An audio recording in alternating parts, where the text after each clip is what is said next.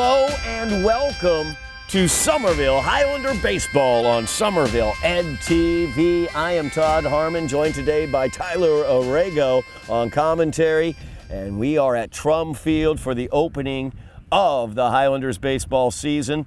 The festivities getting underway as Mayor Jake Wilson with the opening pitch. Nice movement by Mayor Wilson on that pitch. It had a nice downward angle to it. Very, very nice. Got it across the plate. It looked like caught the outside corner, possibly. I'm going to say, Todd, lean a little bit outside there. Looked like he had done it before, maybe. No doubt about that. The mayor looking nice there. Tyler, great to have you here at Trum Field as the Highlanders open out their season against the Lynn Classical Rams. Rams come into this season 1-1, or come into this game, I should say, 1-1 on the season, 1-0 in the GBL. Highlanders have yet to play opening day for the Highlanders. Of course, the Highlanders coming off a disappointing season after making the playoffs 3 straight years, finished out of the playoffs, ranked number 48 in Division II with an 8-12 record, swept by these Rams last year. The Rams went to the playoffs last year as they finished number 38 in Division II with a 14-6 record overall. They lost in the first round to Minnechaug in the qualifying round of the playoffs last year. But that's where the Highlanders want to get back to this year, as they have a young team still, only 3 seniors on this team, but an opportunity for Colin Bourne, one of those seniors, as the pitcher on the mound today, to get a critical start and a critical win for the Highlanders today. Absolutely, Todd, and it's great to be with you. Beautiful day here in early April for baseball and to kick this season off here for the Highlanders, and what a great test here to have this Lynn Classical team for opening day and to have your senior ace, so to speak, on the mound, one of those critical leaders to provide a lot of not just on the field leadership but off the field leadership as well for this group, getting them ready for this big moment here on opening day. So really excited to see what this Highlander team can do, not only today in this matchup but going forward throughout the season. And it just only really concerns now the opponent that they have here today, and it's a well-rounded and deep one in that. No doubt about that, as the Rams come in, as I mentioned, 1-0 in the GBL, coming off of a 6-2 victory over Revere. They also have a 2-6 loss earlier in the season to open the season against Linfield, so they are 1-1 overall. The number to get to is 10 wins to get back into the postseason. That's what the Highlanders look to do today as they begin their search for a postseason position, possibly a GBL championship as well. Medford, they are the reigning GBL champions, as it will be a difficult test for these Highlanders throughout the season. As I mentioned, a younger team, only 3 seniors on this team. Colin Bourne on the mound today, the third baseman as well. I should say center fielder, my bad on that. The center fielder today, Tommy Griffin, also one of the seniors, and as well as Owen Jones coming off the bench for the Highlanders. So you look around the diamond for the Highlanders. Behind the plate will be Kyle Antonelli. He completes the battery with Bourne. First base is Donovan O'Brien. Van Easter will be at second base for the Highlanders. Preston Arlino at shortstop for the Highlanders, a candidate possibly for the GBL MVP this year, depending upon how this team does throughout the season. Caleb Seeley, he is at third base for the Highlanders. Out in the outfield, Hugh Cunningham in left. Tommy Griffin, as I mentioned, the senior in center field. Caden Martell, he is in right field. As we are about to get underway, Lynn Classical will lead off with Emerson Lara, Mark Walsh, and Wagner Perez. Perez is the starting pitcher for the Rams as well. Perez also had 2 RBIs in that win against Revere. So their number 3 hitter, very, very good. As Bourne looks in and gets the signal, and we are going to be underway here at Trum in just a moment.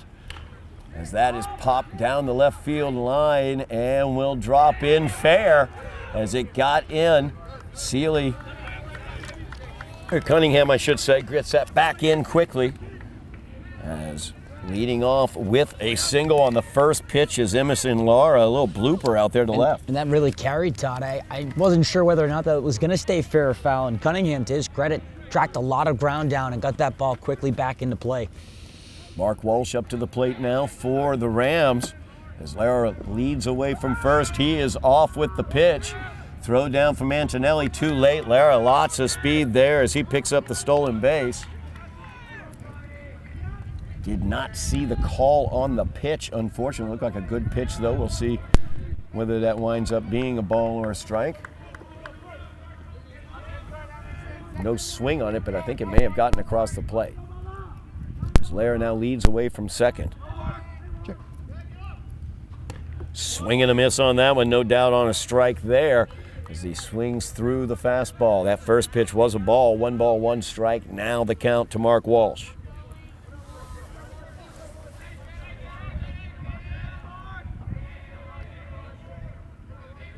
Classical likes to run. The Highlanders as well, when they get on base, they will try to steal as many bases as possible. As Bourne takes a little bit off that one, Walsh out ahead of it, strike 2. 1 2 strikes, now the count to Mark Walsh. On the Rams here already early, a scoring threat, and you know they want to start this game off with good motion along those base passes, and this is an opportunity now already early in the game to bring in an early run, but Bourne, to his credit, after that stolen base, he's put in good work. Fastball swung on and missed. Bourne picks up the strikeout. No? I could have sworn that was a strikeout. Thought at least had 2 strikes already on that count. Swung on and missed on it and did not pop a strikeout there. I apologize for that. Now Walsh will be on first after a hit by pitch. Could have sworn we already saw 2 swings and misses before I was that one confused there. myself.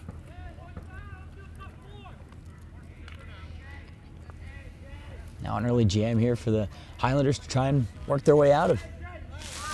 As Perez now at first base, 1 away. As Walsh did strike out, Perez quickly was into the batter's box. So 2 runners on, 1 away here, top half of the first inning. As that inside just misses the plate to Jaden Berrigan, the catcher for the Rams. Bourne checks the runner at second. That's Lara. Walsh is, or I should say Perez is at first.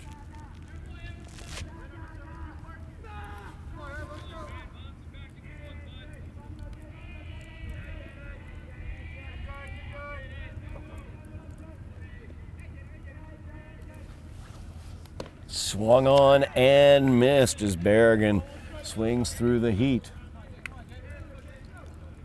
No doubt, good sign early on in this game for the Highlanders to see Colin Bourne already picking up the numbers of swings and misses already in this game. 1 strikeout for Bourne as he put Walsh down. As I turn around and note, Berrigan fouling that back into the screen. 2 strikes now on Berrigan. We are joined right now at our broadcast position, Tyler, by the mayor of Somerville, Jake Wilson. Jake, good pitch there. It looked from here like you caught the outside corner. No, it was low and outside. Oh. I didn't bounce it. Basically, no one wants to be 50 Cent when you throw out a first pitch. That's the goal. That's what's on your mind as you go out to throw out a first pitch is don't be 50 Cent. Looked like you got it pretty close to the plate there, though. Maybe a chase, a swing and miss. Maybe you get a bit of the movement on the pitch. It was tracking outside the. Yeah, I probably could have got someone to chase on that. It's been a long time since I actually threw a real pitch. I didn't want to go up on the mound. I didn't want to just mess up the mound. You don't want the pitcher's landing spot there to be messed up. That is exactly correct. And a reconditioned mound, as a matter of fact. Department of Public Works doing a great job on the field as Berrigan struck out there. Looked good for Colin Bourne. As Bourne, with the runners going, gets the ground ball to second, fired over to first as it was fielded cleanly by Easter. Van goes over to O'Brien, and on the 4-3 putout, Highlanders are out of danger here in the first. As that completes the top half of the first inning, we'll move to the bottom of the first, but we'll keep it here with Mayor Jake Wilson for a little while through the inning change before the Highlanders come up. Seen you out at a lot of Highlander athletics. Saw you at the student staff game as well, Jake. That was very, very exciting. Also, everything, so much excitement going on in the city of Somerville. It's just great having you here to join us as well. Well, I'm very much into the sports ball, as you probably have figured out. The student staff basketball game was awesome. Unfortunately, I had to miss the exciting conclusion. I had to go back and meet Congresswoman Ayanna Pressley in the office. Oh, well, we'll I name mean, drop a little bit of a name drop Yeah, there. yeah. I guess I'll give you a pass on that one for missing out on the exciting end of that game as the students came back to defeat the staff, as a matter of fact, for the first time in 4 years. A very rare win for the students. That is very true. The first win, actually, in the 4-year existence of the game. There might have been some lenient one-sided refereeing, I would say, in that the faculty definitely seemed a little annoyed at some contact that went without a whistle. It was good physical and tenacious defense by the students that led them to that victory. As a matter of fact, on commentary that day was Indira "The Edge" Evora, the assistant athletic director for Somerville, and she noted that defensive intensity that the students brought. So I'm going to air it with her. Euphemism, defensive intensity. I like that. That's exactly what it was. Very, very good defensive intensity, as a matter of fact. So we've got a good game here coming up today, Jake, with Lynn Classical in. You're also going to be out for the softball opener as well. You'll be throwing out the first pitch there. Now on that one, are you doing the underhand? I will. Okay. I got to work on that. That's not a motion. A little more practice, you think? Yeah, a little more. I did warm up a little before this. One, I didn't want to tear a rotator cuff. Two, I didn't want to embarrass myself, so I think I successfully avoided that. The pitch was very, very good. I'm interested to see if you have a good rise ball during softball, as a matter of fact. I'll go work on that technique. That's a new one to me. There you go. Well, it will be... We have a softball in our house. Maybe I'll drag the kids out and make them try to warm up, try to do some practice with me this weekend. Absolutely. Now, they practiced with you for the baseball. No, no one did. Nobody did? That was me last night at Dilboy Stadium during while coaching a soccer practice, firing some wayward lacrosse balls into the lacrosse goal. It's Tommy Griffin, one of the 3 seniors for the Highlanders, in at bat leading off. Standout basketball player as well. Absolutely. Hit some 3-pointers at the end of that student staff game, leading the students to that victory. It's a ringer. They call a ringer, Todd. And what is head coach Ricardo Bonhomme being out there? That's a ringer for the staff. There you go. There we go. I think the staff has some ringers as well, I have to say. As Wagner Perez on the mound for the Rams. He is 1-1 to Griffin as that pitch up high to Tommy. 2 balls and a strike now to the Highlander center fielder.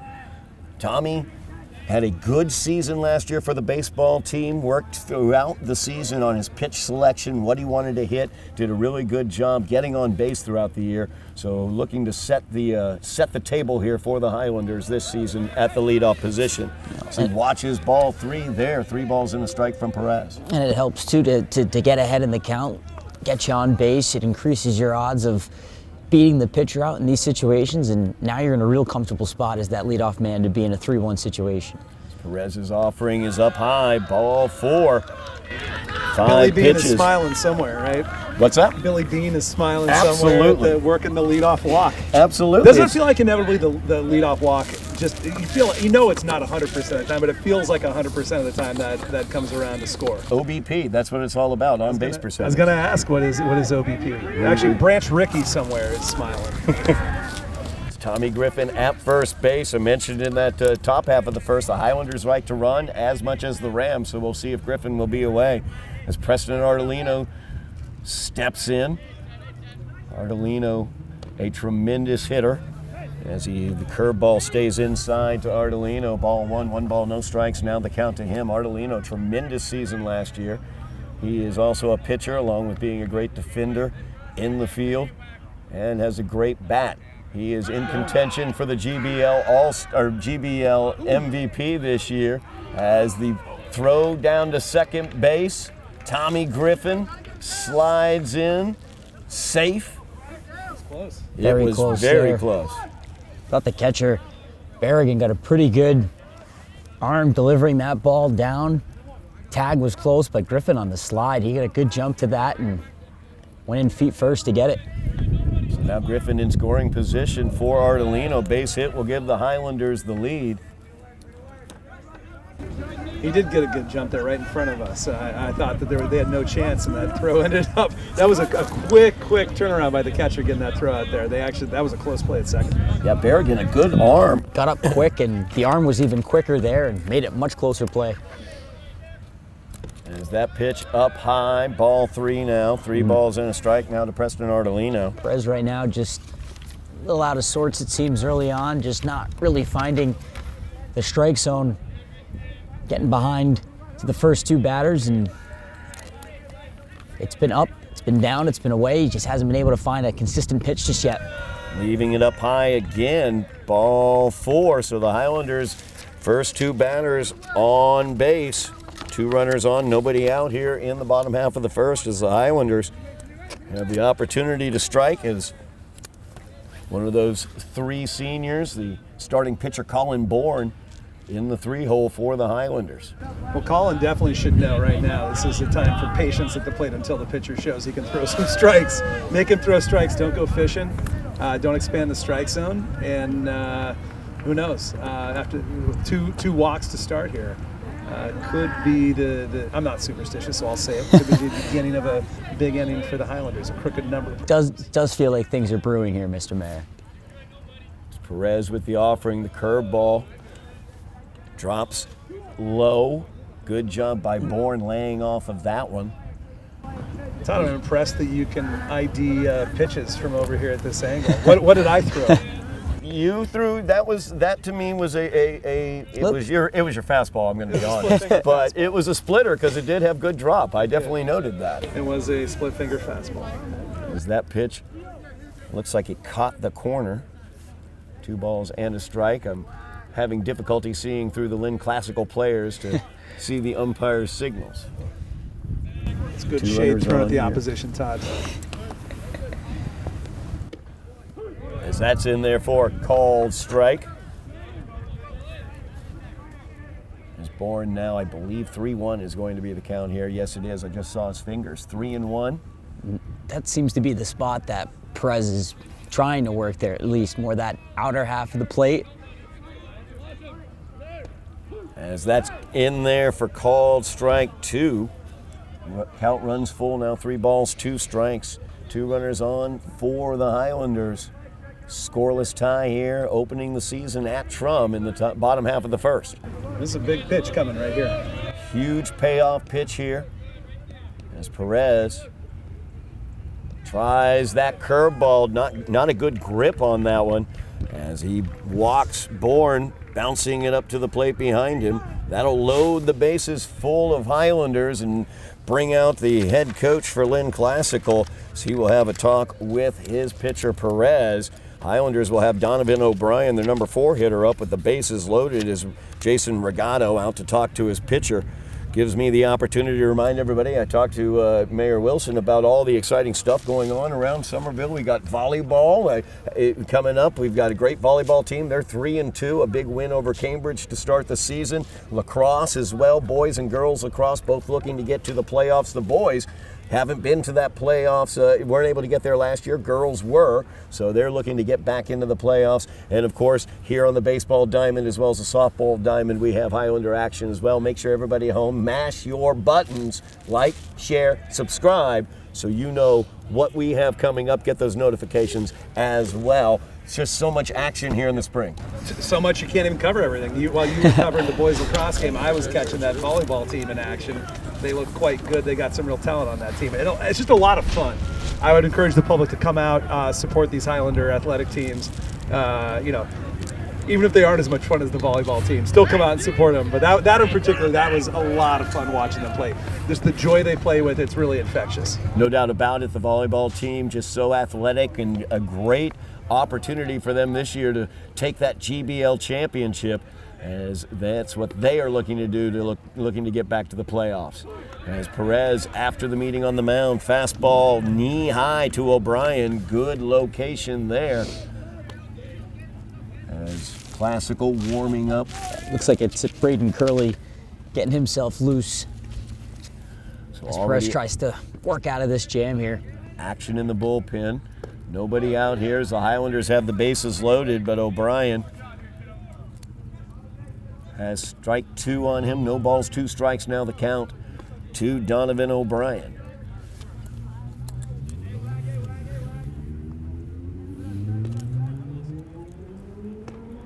And that'll be strike 3 as Perez able to get the first out of the inning with the bases filled with Highlanders. That'll bring up Hugh Cunningham. left fielder for the Highlanders. That's a really important out, too, for the Rams to get. Bases loaded here. You need your starting pitcher to battle and show some fight.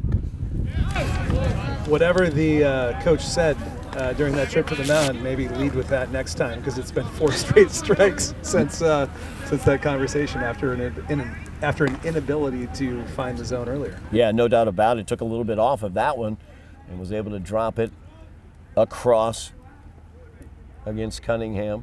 Swing and a miss there. Cunningham goes down 0-2. Shows a little interest in stealing home there, going down the third baseline, just to keep them on their toes a little. Been aggressive moving all the way down around the bases. Highlanders always very aggressive on the base passes. Griffin took off on that one, had to put on the brakes. As Cunningham fouls that one back into the screen. And you gotta love it. Just got on base early, had a really good at-bat to lead this inning off, and 90 feet away from scoring a run, which he really seems to want. The run expectancy is hinging on this at bat right here, though. This is a huge at bat. That one swings at the high heat, fouls it back into the screen. One away here for the Highlanders. Bases filled. Hugh Cunningham at the plate, looking to give them a lead here in the bottom half of the first inning. It doesn't have to be that big shot necessarily. Just needs to be something in the field of play, and something at least to bring home a pair, if not more, in terms of runs. We haven't put the ball in play yet in this game. 3 walks to lead off the inning for Perez, but he has settled down as he struck out O'Brien. Now he's up 0-2 to Cunningham. And that slow bender is in there for strike 3. As Cunningham may have offered at it, I'm not sure, but it did drop across the plate, I believe. Almost looked like it got him to hold up just enough. I think the pitch selection surprised him there. It looked like he was looking for something else. Well, you fight 2 off up high in the upper half of the zone, and then As Van Easter, a slow roller to third base, fielded over there by Onasian, and he sends it over to first, and the Highlanders threaten but come up empty as the Rams are able to pitch their way out of that. Perez loading the bases right off the bat, but then able to pitch his way out of it. Highlanders come up empty with no runs there, although they had the first 3 base runners on. We'll move to the top half of the second inning. you got to give a lot of credit to the junior and Wagner Perez on the mound. Not an ideal start by any means to have the first 3 men get on base by way of the walk, but with how he was able to battle back after that mound visit, really settle in and find that portion of the strike zone, more of that outer half. But then as he faced more batters, was able to mix up his pitches a little bit more, and you get that big put out to avoid any further damage being done, and you have a chance now to reset with your offense. I'm not sure what the pitch counts are like at this age, but he has to have thrown a lot of pitches in that first inning. Yep, 20 pitches for Perez in that inning. So we will keep an eye on his work throughout this game. Colin Bourne took 9 pitches to take care of the Rams in the first inning. As we are about to have the beginning of the top half of the second, it'll be, let's see here, numbers 7, 7, and 8 in the lineup for the Rams coming up. Colin Hart, Braden O'Hannison, I can't even say his name suddenly. Onasian, as well as Danielle Almonte. And they will go up against Colin Bourne. Bourne looking nice on the mound as well after Perez lined himself out. Bourne gave up that lead-off single, but really settled down as well. And Emerson Lara showed how dangerous he can be once he can get on base. And despite that early action for the Rams, Bourne was able to settle in, got the pair of strikeouts, which came in really big moments, but were also really efficient. He was getting, unlike Perez early on, ahead of his hitters, and that's always a great spot to be in as a pitcher, to get to the spots that you want to be at and to really control those at-bats. So good start for Bourne, long way to go, but if the senior can stay settled in, it's going to bode really well for the Highlanders. Colin Hart settles into the batter's box and Bourne gets his signal. That's a line shot out into left field as Cunningham will come in and play it on 2 hops.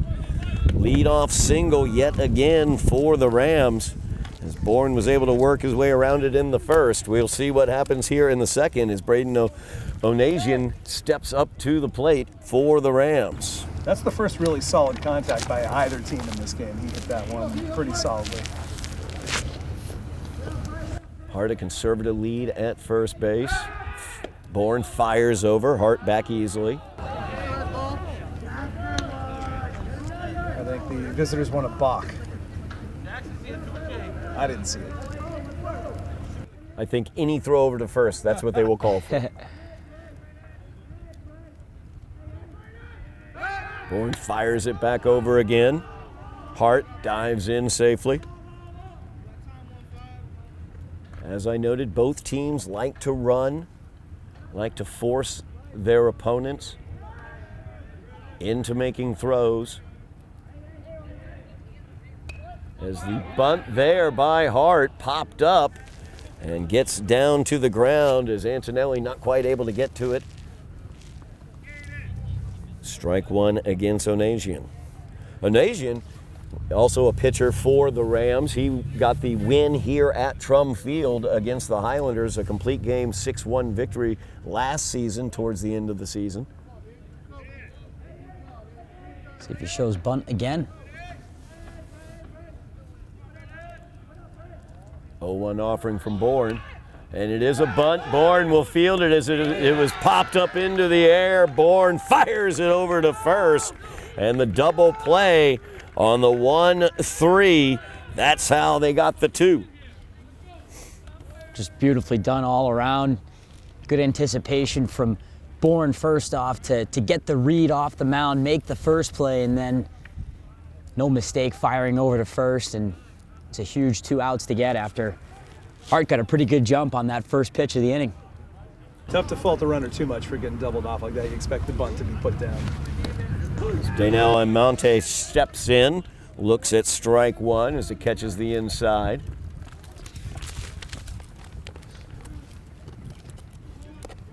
And I mentioned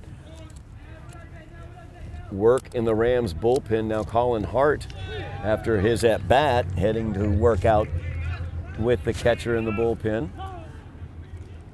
After the amount of pitches Perez threw in that first inning, it was Braden Curley originally warming up, so see who takes the mound next for the Rams. It's Bourne. Pitch to Almonte. Curveball stays inside. 1 ball, 2 strikes. Now the count to Almonte. 2 away here, top half of the second inning, scoreless tie. Both teams have threatened, but neither have been able to push a run across. They would pull their pitcher after the way he closed that first inning, would they? I would doubt that, but the pitch count might be an issue. Might become a developing issue. See, it's early in the season, I guess. They're still probably getting those pitch counts increased. That just seems, that'd be wild given, he got basically, once he loaded the bases, got 3 straight out. 2-2 offering here from Bourne, swung on and missed by Almonte. 3rd strikeout of the game for Bourne, and that will do it for the Rams in the top half of the second inning, as they got no runs on 1 hit, nobody left on base, and we move on to the bottom of the second, and we'll see what might happen as, let's see here, Hart heading out into the field itself. I believe we might have a change going on here. No, Gavin Collins is here. Hart heading out into left field, so he'll stay in the field. Perez still on the mound, but we'll keep an eye on that pitch count as he had 20 pitches in that first inning.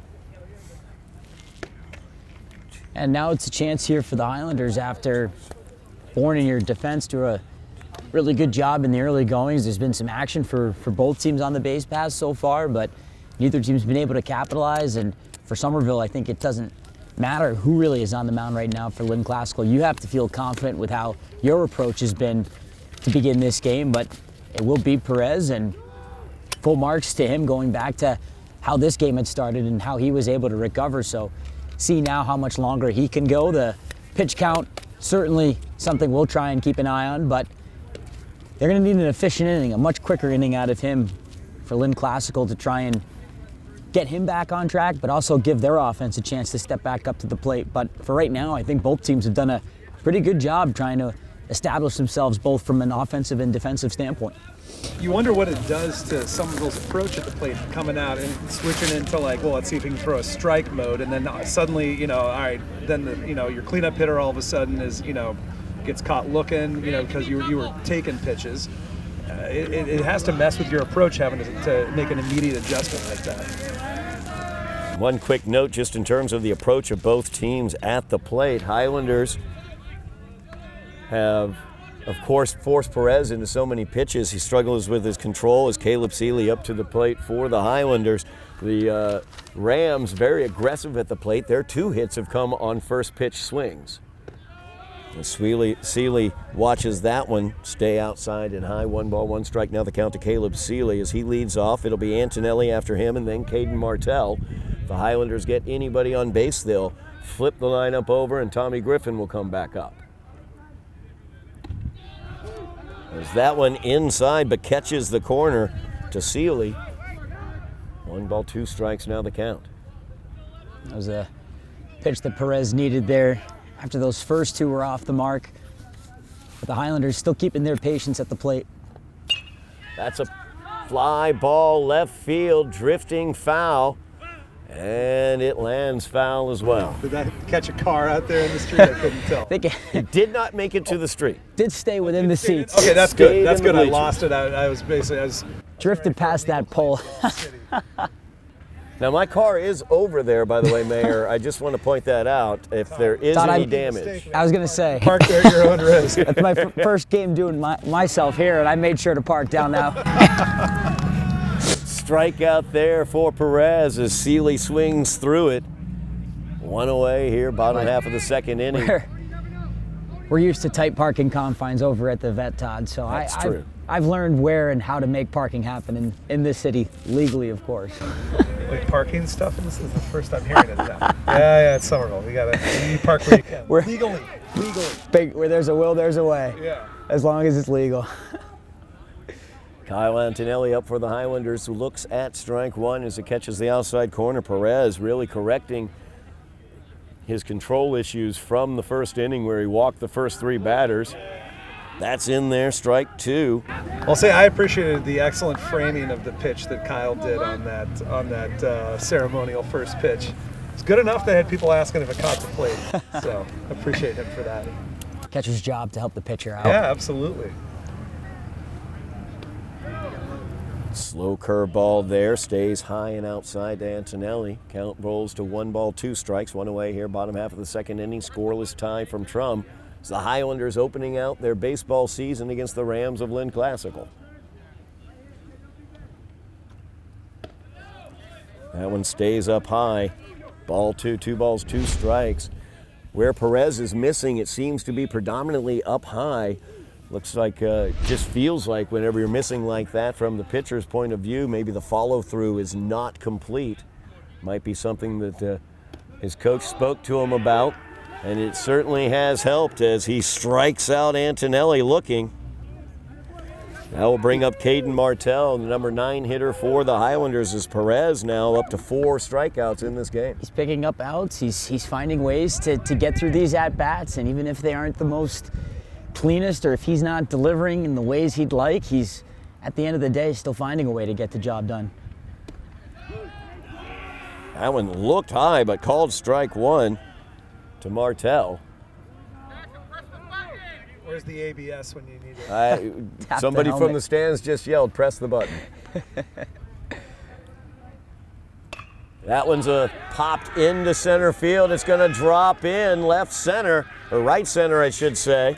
Charging in to play it is Emerson Lara. But Caden Martell, he starts his 2026 season with a single. Really good piece of hitting there from Martell to, again, like the rest of his teammates, remain patient. You know, Perez has had a hard time here trying to find the plate and find the strike zone, and Martell just gets a good lick out in the right field, and now you've got action for the Highlanders. Martell at first. Tommy Griffin number one hitter here for the Highlanders. Does he look runnerish? The inside. There's Richie Ashburn, legendary Phillies color commentator. I'd like to say if he looks runnerish. With how both teams have looked, you could say that about a couple of players so far that we've seen. Well, you can tell, they look like they're getting ready to go do something out there. Big lead by Martell. As the fastball swung on and missed by Griffin. No balls, 2 strikes. Now the count to Tommy. 2 away here, bottom half of the second. Perez seems to now be finding that upper portion of the strike zone, and he's getting guys to swing and to chase a little bit. Martell is away, pitches high, throw down to second base, and Martell is in safely with the second stolen base of the day for the Highlanders. And that's just good communication, making sure everybody's on the same page, knowing what you're doing and what you need to get done, and Martell able to just steal second relatively easily. You got a great jump on that one. 1 ball, 2 strikes, now the count to Griffin. Now Martell in scoring position as the curveball pops in front of the plate. 2 balls, 2 strikes, now the count to Griffin. As Preston Ardolino waits on deck for the Highlanders. 2 away here. Runner on second is Caden Martell as he singled. That's a line shot, right center field. It's going to score Martell easily as he was off with the pitch. And with an RBI single, Tommy Griffin has brought in the first run of the season for the Highlanders. They lead 1-0 here. And it all starts with Caden Martell just finding a way to get on base and then getting your order reset, getting back to your leadoff man. And for Tommy Griffin, much different at bat than his first time around. Had to work from behind this time, down 0-2 in the count, and finds a way to absolutely smoke one to bring Martell home. And we know Griffin has speed as he has a stolen base from the first inning. He was left stranded at third in that first inning. Ardolino up now. He walked as well in the first. Griffin away with the pitch. And Berrigan bobbled it. Berrigan bobbling that ball. Griffin will go ahead and slide in safe at second. 3 swipes already for the Highlanders. 2 for Griffin, who's really having himself an active start to this season, to say the least. And one of the seniors, and already talked about with Bourne. Not many seniors on this Highlander roster, Todd, but they're making an impact so far. No doubt about it as the pickoff move. Walsh tried to slide in behind Griffin. Griffin slides back easily in time. 2 away here. Highlanders have taken the lead on the Tommy Griffin single. He now stands at second after sealing the bag. And Preston Ardolino waits at home. So that's in there for a called strike on the outside with the curveball. 1 ball, 1 strike now the count to Preston Ardolino.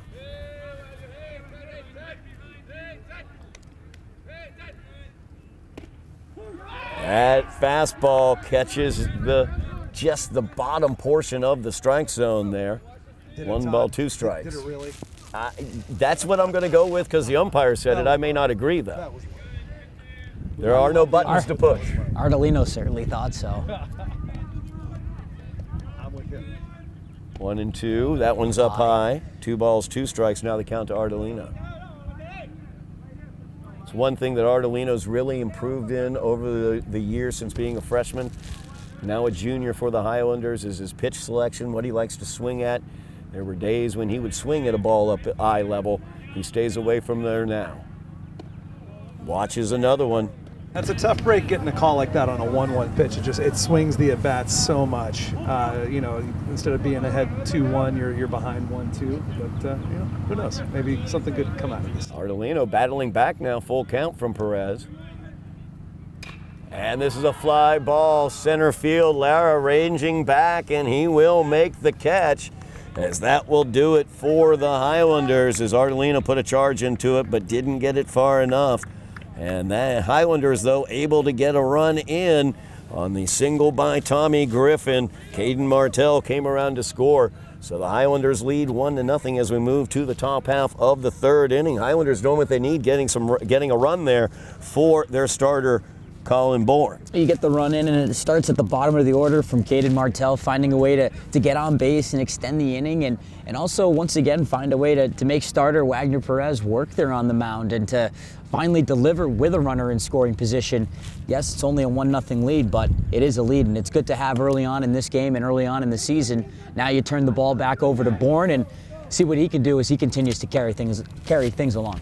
That's a tale of 2 innings for the Highlanders too, right? In the first inning, you end up first 3 men get on base with your cleanup hitter up. You get nothing out of it. Second inning, you have 2 outs, no one on. You end up getting a run out of it thanks to a 2-out RBI. So with the bottom of the order coming through. So yeah, that's it's funny how just emotionally things can swing like that, from disappointment of coming up empty in the first to coming up, it almost feels like a bonus run there in the second. It seemed like once Martell was able to put a ball into play and get on base, get things moving, getting himself over to second, things seemed to click a little bit more for the Highlanders. They were able to get a little bit more contact on Perez, and then it all really culminated with Griffin doing the job to get a ball really deep into play and find a way to at least bring in 1 run. Yeah, it broke up that string of 5 straight retired by him too. As Colin Hart going back to the bullpen for the Rams, keeping an eye on Perez's pitch count. He is up above 40 at 42. Colin Bourne, after his 2 innings of work, only 17 pitches to get through his 2 innings, so much more efficient has been Colin Bourne. He has not been battling with his control as much as Perez has throughout the day. So Rams will bring in their numbers 9, 1, and 2 in the lineup. Jake Desmond, Emerson Lara, and Mark Walsh coming up. Well, the Rams have to be looking forward to getting back to the top of their order as well, because Emerson Lara does so much for them, and his ability to get on base and be a dangerous runner once he is on. So it's going to start here with an opportunity for Desmond to try and get them going, but Bourne doing a good job to, once again, just stay ahead of these hitters. Yeah, Colin Bourne with the curveball catches it the lower portion of the inside for strike 1. And it just hasn't been all heat either, Todd. He's mixed in a pretty good variety of pitches here early on in this game, but while doing that, he's been able to make quick work of most of these batters here so far, which is a really good sign. Second pitch there, fastball inside for ball 1, 1 ball, 1 strike. Now the count to Desmond. Strike 2 as the fastball catches the outside. No doubt Colin Bourne, a senior, very experienced player, has been playing for Somerville since he was a sophomore. He definitely, in pitching as well since he was a sophomore, he's definitely taken note of the size of the strike zone today for the on-play umpire, and will likely use that to his advantage. And there you see the glove of Preston Ardolino on that soft liner. Just smooth as silk is what I like to say about Preston when he's at that shortstop position. No problems whatsoever, just easily reach down and grab that soft liner. Not necessarily an easy play by any means on a ball that's coming in at you hard, low by the ankles too, and to be able to pick that off before it gets into the dirt, it's a really impressive play by Ardolino.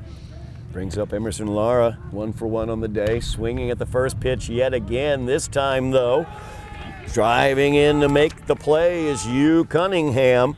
As a line drive got out to him quickly. Cunningham covering a lot of space out there. Lara's first hit, his hit actually down the line. Cunningham had to make a heck of a run on. He tracked that ball down with great urgency and got it back into play too, even quicker. And that time didn't have to do as much running, but it's that advanced scouting that the Highlanders have. They had him placed perfectly out there at that time. Mark Walsh swings and misses at the heater from Bourne. You see the velocity there of Bourne on his fastball, blowing it by Walsh. Walsh 0 for 1 on the day, struck out. Had that mystery strikeout on his back to start the game. I get the feeling Lynn Classical not really liking the temperature today, because they are really aggressively going after the ball and quickly moving as quickly as they can through all of this. No balls, 2 strikes. Now the count to Walsh, 2 away here. Top of the third, Highlanders leading this one 1-1, or 1-0, I should say. Curveball, little low there from Bourne. 1 ball, 2 strikes. Now the count. Walsh did a nice job to not bite at the cheese there and just hold off enough, but looked for a moment like he would have been tempted. Well, if I'm Colin Bourne, I'm exploring how low you can get a strike called. As that one popped up into the screen, count remains 1 ball, 2 strikes. Bourne looking very nice on the mound right now, showing good velocity on his fastball and excellent control with it so far as well. He hasn't gone to it a ton, but when he has needed to throw something different, off speed or breaking, he's been able to find it too. There's the off speed. There's Ardolino with the backhand. Oh my goodness gracious. Oh my goodness, deep in the hole. Preston Ardolino makes the play, makes the throw, and O'Brien makes the stretch. And 1, 2, 3, the Rams go down in the third. I can't say I blame the reaction from Mark Walsh coming down the first base line, because I probably would have thought that's at least a base hit, if not maybe more if it leaks all the way through into the outfield. But what a pull by Ardolino, who already had one great defensive play. That's even better there to not only stop it, but then to pick it up out of the dirt and fling it all the way across to first on a dime to conclude the inning in fine style for the Highlanders. No Play doubt. worthy of an FCC violation, I would say. Ardolino, as I've been saying throughout the beginnings of the season, Ardolino in the running for the GBL MVP this season, as he definitely has the ability to put up the numbers needed for it. You can see what he can do out in the field as well.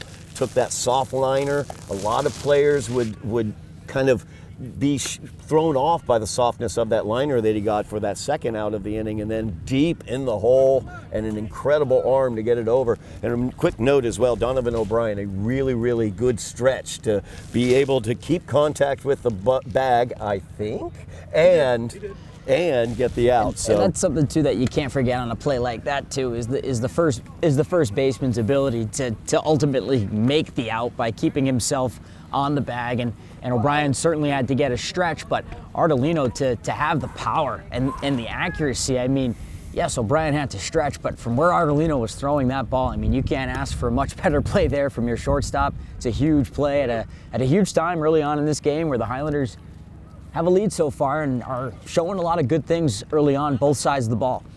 Can we give a shout out to Somerville DPW for getting this field in playing condition today? I drove by a couple weeks ago and there were massive puddles in the infield. It looked pretty bleak. This would have been ready if not for that downpour on Sunday. This field would have been ready for that season opener on Monday. So this is about the earliest I think anyone can remember in a while Trump Field being open for a home game, and I'm full of appreciation for the DPW folks, the Fields guys. That's why I wanted to have them out there for that first pitch. Absolutely. Yeah, absolutely. Great job. Yeah. This way the Highlanders don't have to be road warriors the first week of the season. The comforts of home, especially early on, you can't underestimate it. And the work they do, of course, for the city, can't underestimate that either. We love our DPW. Part of the order coming up for the Highlanders, Bourne, O'Brien, Cunningham.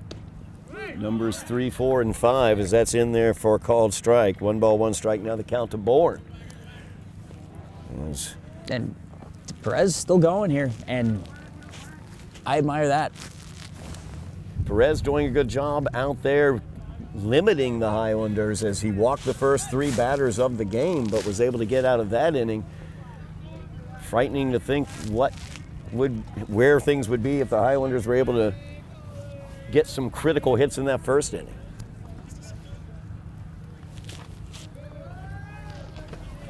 And let's see here, that was in there for a ball. We're going to be 2 balls, 2 strikes now, the count to Bourne, and we're going to have Mayor Jake Wilson head out. He's got important civic duties to take care of. That's true. It's true. It's been fun here, getting to watch the most of 3 innings here with y'all. Pleasure Jake, having thank you very much for See y'all joining back us. in the game here Thank you, soon. Jake. Absolutely, really appreciate it. Mayor of Somerville, Jake Wilson, joining us for the first few innings of this game, opening day at Trum Field, as he threw out the first pitch today. Good job there by Mayor Wilson, as he was able to get that pitch across the plate, not necessarily over the plate, but it went beyond the plate, and that's the key. It was enough to at least induce some kind of a check swing, maybe Oh. a little bit of a chase. Or possibly even a soft ground ball to second base for the double play. Whatever it takes. There you go. as Colin Bourne walks. Second time around for him too. Good for the Highlanders to begin an inning with another man on base. Highlanders leadoff man on for the second time this game, as that got in there for a called strike to O'Brien. 1 ball, 1 strike, now the count to Donovan O'Brien. So Highlanders lead this game 1-0 here in the bottom half of the third inning. Opening day at Trum Field as O'Brien swings through that pitch for strike 2. 1 ball, 2 strikes, now the count to the Highlander first baseman.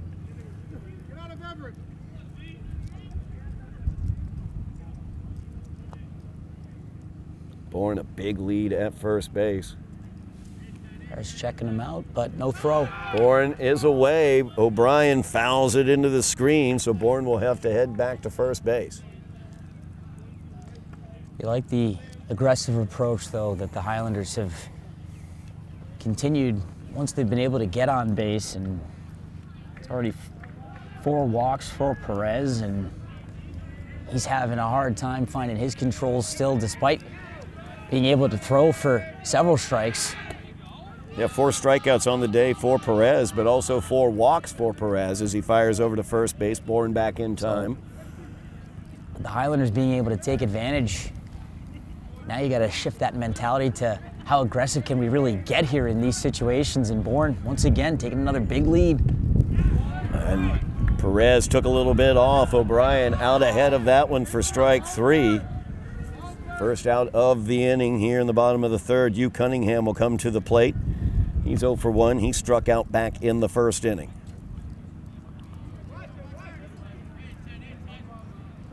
Bourne back again. There's a throw from Perez just a little bit off the bag. If he'd gotten that down on the bag, Bourne might have been out. That forced Collins to almost step in front of Bourne and actually allow for Collins to just dive back into the bag right in front of the first baseman there. That's in there for a strike. That's been the spot for Perez so far that I've been able to really notice, Todd, when he's been able to really work that mid to upper portion of the strike zone, really pound it with that fastball. Bourne is away. This one's, I believe, fouled back. Did it come off the handle from Cunningham? Yes, it did. I thought Cunningham at least got a piece of that off the bottom of his bat. Bourne has to head back to first base now. No balls, 2 strikes, now the count to Hugh Cunningham.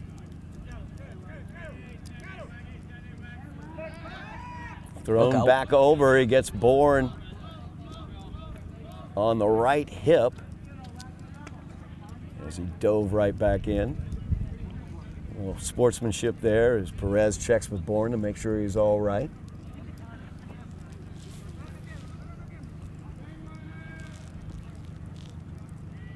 O2 offering to Cunningham.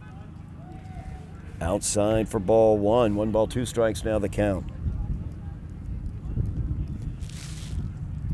Cunningham went down in his first at-bat, but showing the fight on those first 2 pitches to get just enough of a piece. And Bourne away again. This is the curveball. Bourne will glide into second base easily on that soft curveball as he'll take the stolen base. And Cunningham walks on that one. So actually not a stolen base. 5th walk of the game. Perez, after getting Cunningham in a bit of a battle there with some of those heavier and hotter fastballs, just lost control of what looked like a curveball there that ended up looping to the inside. As Van Easter steps in, fastball is up high and inside for ball 1. Easter grounded out to second base to end the threat in the first inning for the Highlanders with the bases loaded. Now the Highlanders threatening again here in the third inning. They've had runners on base and in scoring position each of the first 3 innings as Easter swings through the fastball. 1 ball, 1 strike, now the count to Van. 1 away here, bottom half of the third inning. Highlanders with the 1-0 lead. They'd love to add to it as they have Bourne at second, Cunningham at first. Don't want to chase too much for that big swing to crack this game open, but you've got a really big opportunity again now in the early goings of this game, staring you in the face point blank with 2 men on. Easter's taking a couple healthy hacks, but you don't need much, just something in play. 2-1 offering from Perez, down low in the dirt. Ball 3, 3 balls and a strike now to Van Easter. As Perez in danger of walking the bases loaded for the second time this game. Second time in 3 innings. Swung on and missed by Easter. Went for the high heat. Wasn't able to get a hold of it. Full count now. 1 away. You wanted it.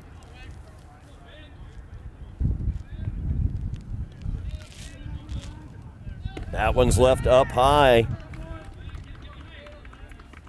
Ball 4, and once again the Highlanders have the bases filled as Caleb Seeley will come in. He is 0 for 1 with a strikeout. Struck out to lead off the second inning. Perez again leaving those fastballs up high in the zone, not really, probably not completing his follow through. It's just been a struggle for him identifying those certain spots there in the strike zone where he's a more comfortable pitcher. That pitch fastball in there for strike 1. He really hasn't been able to start many of these at-bats ahead. He's gotten behind 2-0 and 3-1. Walks pile up, but to his credit, he's continued to stick this thing out.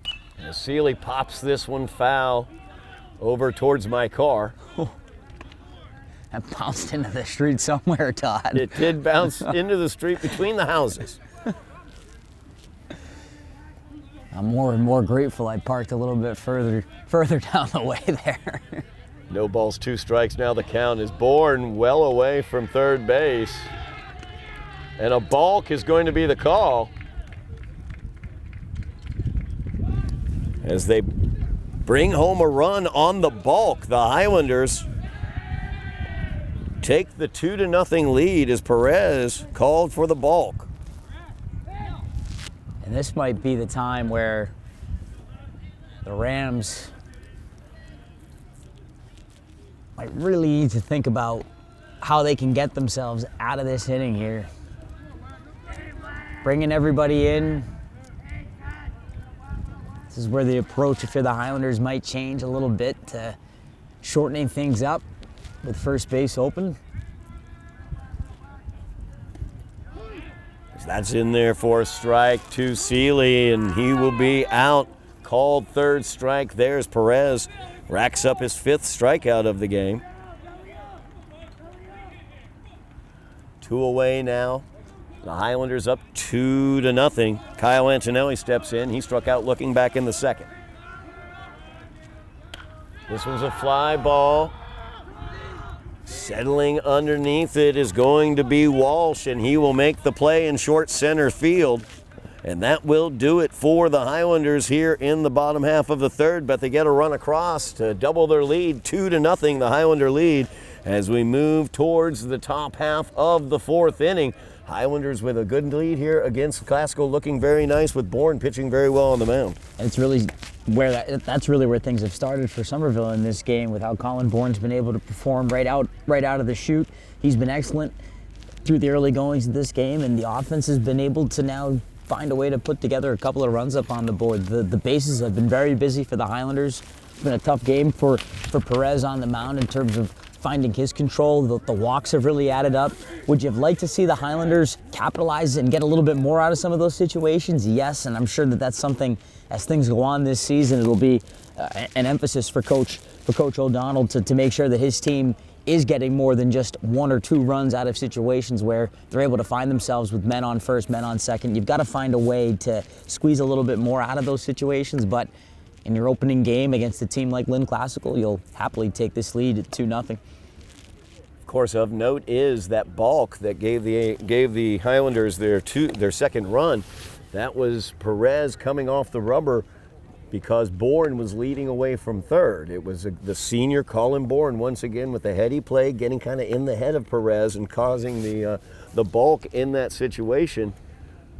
Just enough in terms of throwing that delivery of the pitch off and the way he was stepping forward on the mound, and Bourne pitcher himself getting to the head of a fellow pitcher, and it ends up generating a run for the Highlanders in a game in which there have been situations with runners in scoring position for both teams that have not led to maybe the run production that both sides would have liked so far. But heading into the fourth inning for the Highlanders here at home to have now a little bit of a cushion at 2-0 can allow for you to maybe settle in a little bit more onto Colin Bourne here and just let him continue to carry you throughout this game. But you want to see that 2-0 lead grow at the same time as well. You don't want to get too conservative and rely too much on your senior pitcher, who's been really efficient so far here this afternoon. Top half of the fourth inning about to come up as the throw goes down to second base to end the warm-ups. Colin Bourne on the mound. He right now is sitting at about 27 pitches this game. So pitch selection, or pitch count I should say, is in line. He will go up against numbers 3, 4, and 5, Perez, Berrigan, and Collins for the Rams. Perez was hit by a pitch back in the first inning. Swung on and fouled up into the screen. Perez, one of the best batters, one of the best hitters on the Rams team, as well as being today's starting pitcher for them. So this heart of the order for Bourne to get through, very important here in the fourth inning. He started off strong too, struck out 2 of the first 4. That first inning is what really set the tone, and you could just tell right off the get-go that he was ready to go for this one. As that one fouled straight up into the screen again by Perez. No balls, 2 strikes. Now the count to Wagner Perez. Highlanders with the 2-run lead here. Their GBL and season opener against the Lynn Classical Rams. Curveball outside, didn't quite catch the corner on that one. 1 ball, 2 strikes. Now the count to Perez.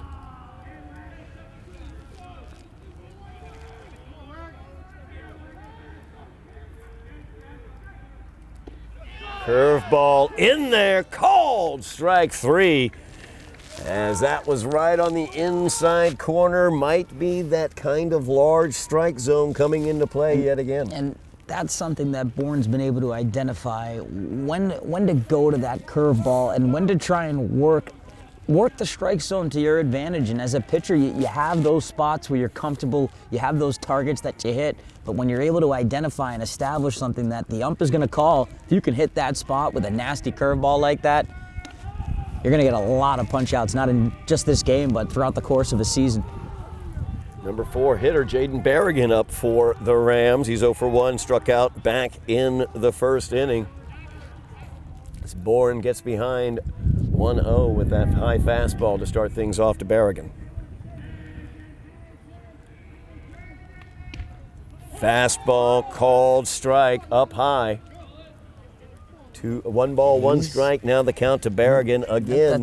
That large strike zone. It expands, and you got to give Bourne credit because he's spent since the beginning of this game working the zone with those high fastballs and then finding ways to expand things a little bit to the outside with some of those breaking pitches and that curveball, which he just established that last at-bat to punch out Perez. 1 ball, 2 strikes now to Berrigan. 4 strikeouts in the game so far for Bourne. As that one fouled back into the screen, count remains 1 ball, 2 strikes. Chilly day here at Trum Field. The sun is out, but it is in the low 40s. And a little blustery as well. And I have to say, Tyler, I think maybe the weather might have something to do with the size of the strike zone. Larger the strike zone, the quicker the game. Keep things moving. That one fouled back into the screen. It is a sunny day. If you are here, the sun is shining down upon the grass in the outfield, and it does look like baseball, but in terms of a feel, not necessarily, although I'm sure people at Fenway Park, they weren't minding that this afternoon with the Red Sox especially getting the win. And no doubt about that. The Red Sox needed that win. Big time. Staying alive, Jaden Berrigan, as he tips another one, 3 straight fouls to stay alive. It is that time of the year, Todd, and it's great to see that spring season of sports now, but with more so baseball being back in action and alive here in early April. And in this at-bat, Berrigan trying to keep himself alive and get something going here in this inning for the Rams, who are only down by 2 in this game despite the trouble they've run into at times. Curveball did not catch that inside. Stayed just off the plate. 2 balls, 2 strikes. Now the count to Berrigan. That time couldn't get the call and couldn't get the chase either.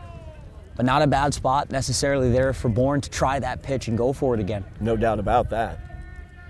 And curveball yet Tapper. again, this one on the outside. Berrigan able to check swing it, hit it to second, and just beating the play at first is Berrigan. Excellent hustle down the line there from Berrigan. That was an awkward motion on the swing. Bit of a tapper there that came up, and tough play to try and make over to O'Brien there, and the hustle down the line from Berrigan, who they're going to pinch run for here. Yep, they are pinch running with Boo, as a matter of fact, I believe, as Boo Desea comes on. Desea out with an injury, cannot do anything but pinch run, as you see the oven mitt on his hand. Junior leader on this team, plays catcher for them as well. We've seen him since he was a freshman come in here to Trum Field and play very well. So he's back safely there as Bourne brings it to first base. Berrigan able to battle and get himself on base. You got a pinch runner on now with 1 out. Gavin Collins at the plate. Fastball from Bourne catches the outside for strike 1. No balls, 1 strike. Now the count to Collins. For as good as Bourne has been too in this game, the Rams have been able to get some activity too on base when he's been on the mound. And Bourne fires over to first. Good location on that pickoff throw, but Desea able to get back in just in time. with the pinch runner coming on, Todd, you just know that they're trying to go for this base here, and right now Collins just wants to try and put something on like this to just move the runner. Ball nubbed to first base. O'Brien goes for second to get it to Ardolino, but Ardolino couldn't quite field that as the throw was right in line with where Desea was sliding in. The slide into second there is what made that play really difficult for Ardolino to try and come up with. Just nicked off of his glove there. He tried to dig it out of the dirt, but that's what the Rams are looking for right there. Just a little bit of something to be in play. Didn't have to have a lot on it, but just something to try and get motion there along the base paths. And now they got two on here. It's Colin Hart up. He was first pitch swinging back in the second inning when he lined a pitch into left field for a single. He was out at first base on a double play on a popped up bunt as he swings and misses at strike one here in his second at bat. Two runners on. Highlanders lead by 2. One away here in the top of the fourth. It's the 2-run lead that makes me think, as that one tipped back into the screen by Hart, it's the 2-run lead here that makes me think the better play in that case for O'Brien, instead of that tough throw to first with the fast runner, or second with the fast runner Desea. Just get the out at Come first. on over to first base, get that out. The 1 run can't tie the game. I'd rather have 2 than 1 out in terms of that as well. Look out. Throw goes up over second base, but Desea had slid back in and didn't realize that the throw got over the head of Van Easter. And Griffin there, really alert, real heads up.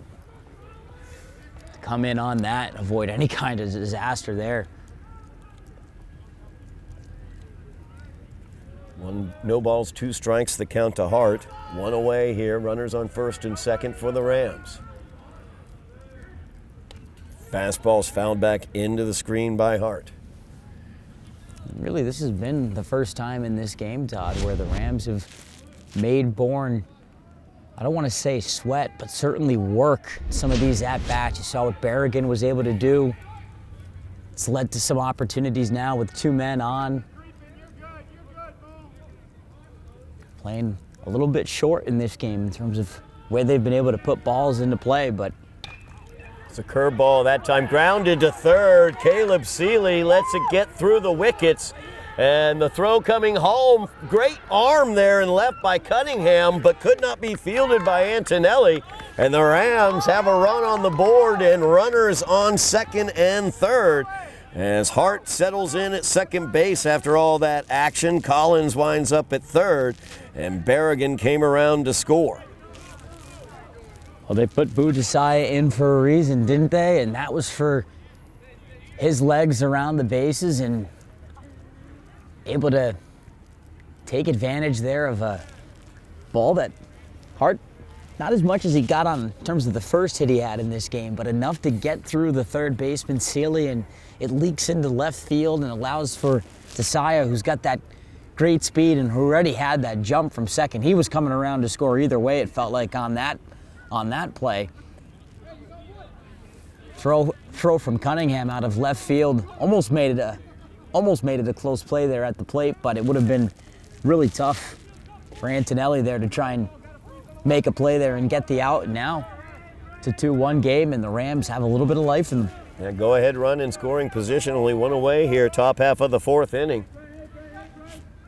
Couple missed plays there. Antonelli not able to field the really good throw from Cunningham, and Seeley, of course, letting it get through him. That's in there for a strike one to Onasian. As Braden Onasian steps in, he popped into that double play as he tried to square around and bunt in his first at bat. Popped it back to Colin Bourne, who fired to first to get the double play. 2-1 now the scores. The Rams forced one across. Antonelli was able to dig that out of the dirt.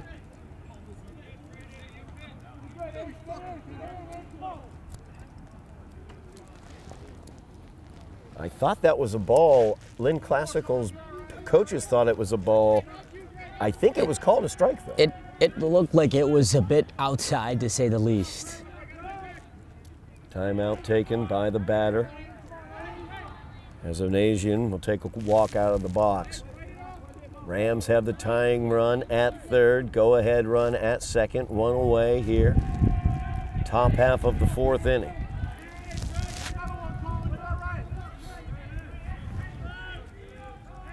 Bourne kicks, delivers, called strike three as that catches the outside corner to Onasian. As Bourne picks up, let's see here, his fourth strikeout of the game. Big bounce back. Fifth strikeout of the game. Big bounce back to rack up his 5th K here of the day, and comes in a big spot with runners on second and third as the Highlanders just want to try and limit the damage here and understand that you're still in a good spot despite some plays maybe not being executed the way they should have been, or maybe some things not going your way necessarily in this inning. You've still got the lead, you've got the chance to maintain it, and you're going to need Colin Bourne all but likely to help shut the door here with how he's been throwing the ball. Dano Amonte at the plate for the Rams. Watched ball one. Ahead in the count, 1 ball, no strikes, 2 away now, top half of the fourth inning. Runners on second and third for the Rams. His fastball swung on and missed by Almonte. Almonte 0 for 1. He struck out back in the second inning to end the second. Highlanders would love him to end the fourth inning at the plate as well. 1-1 delivery coming up from Bourne. Fastball's fouled up into the screen. Strike two, 1 ball, 2 strikes now the count. Bourne, he has worked a strike zone to different expansions at times during this game, but he's really not shied away at times from attacking these hitters, getting ahead of them and really challenging them to try and hit his stuff. Almonte worked the count full in his first at bat. It's behind now, 1 ball, 2 strikes.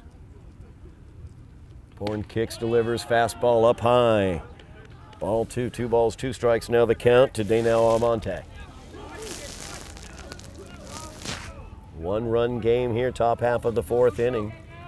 Highlanders looking for an opening day win, leading 2-1, but the tying run's at third and go-ahead run at second for the Rams.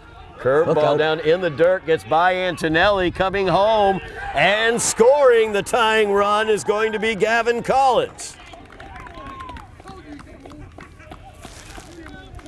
As Antonelli got that ball down in the dirt from Bourne, let it get back behind, and Gavin Collins comes in to tie this game up 2-2. That's a tough break there for the Highlanders. Bourne just lets one slip out of his hands. It bounces and gets through Antonelli on the pass ball, and the big first baseman, Gavin Collins, rumbles down and beats out the play there at the plate to get this game tied as the Highlanders do get out of it, but not without damage being done, Todd. They're 2-0 lead, no more. Yeah, Bourne fires in the fastball for strike 3 on Almonte, and that's the 6th strikeout for Bourne, but the Rams able to force 2 across there in the top half of the 4th inning as they tie this game up 2-2 here at Trum Field. Tough inning there for the Highlanders as a ball getting through the third baseman Seeley's legs led to the first run, and then a pass ball down in the dirt, and Antonelli got allowed to get back to the screen. Allowed the first baseman Gavin Collins to come in to tie that scoring run, so the Highlanders got work to do as we move towards the bottom half of the 4th inning. It will be numbers 9, 1, and 2 in the Highlanders lineup coming up, as it will be Caden Martell, Tommy Griffin, and Preston Ardolino coming to the plate for the Highlanders.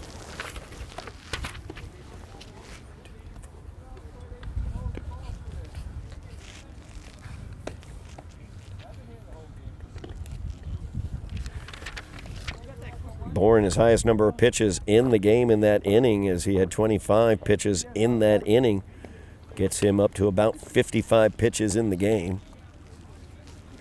Around 3 hits, 2 runs on those 3 hits.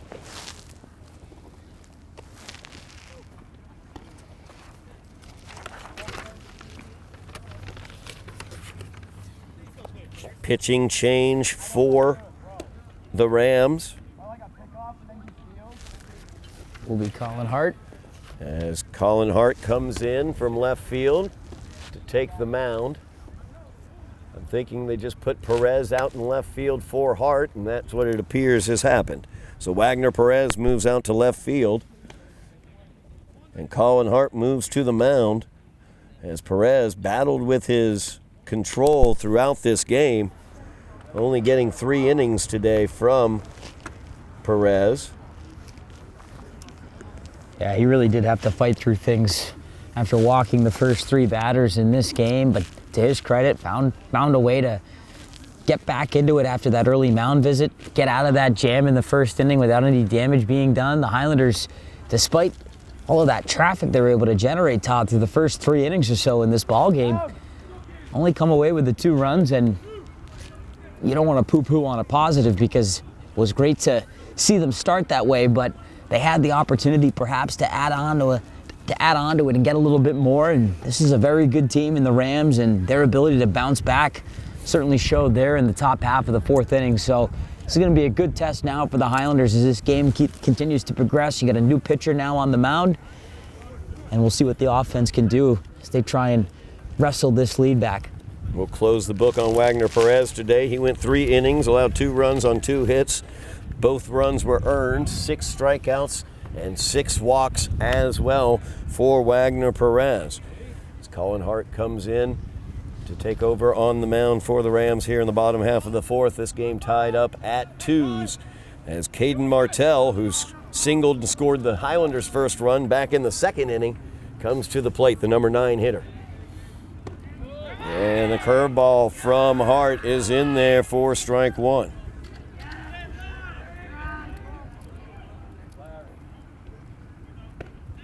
That one up high, ball 1, 1 ball, 1 strike. Now the count to Martell.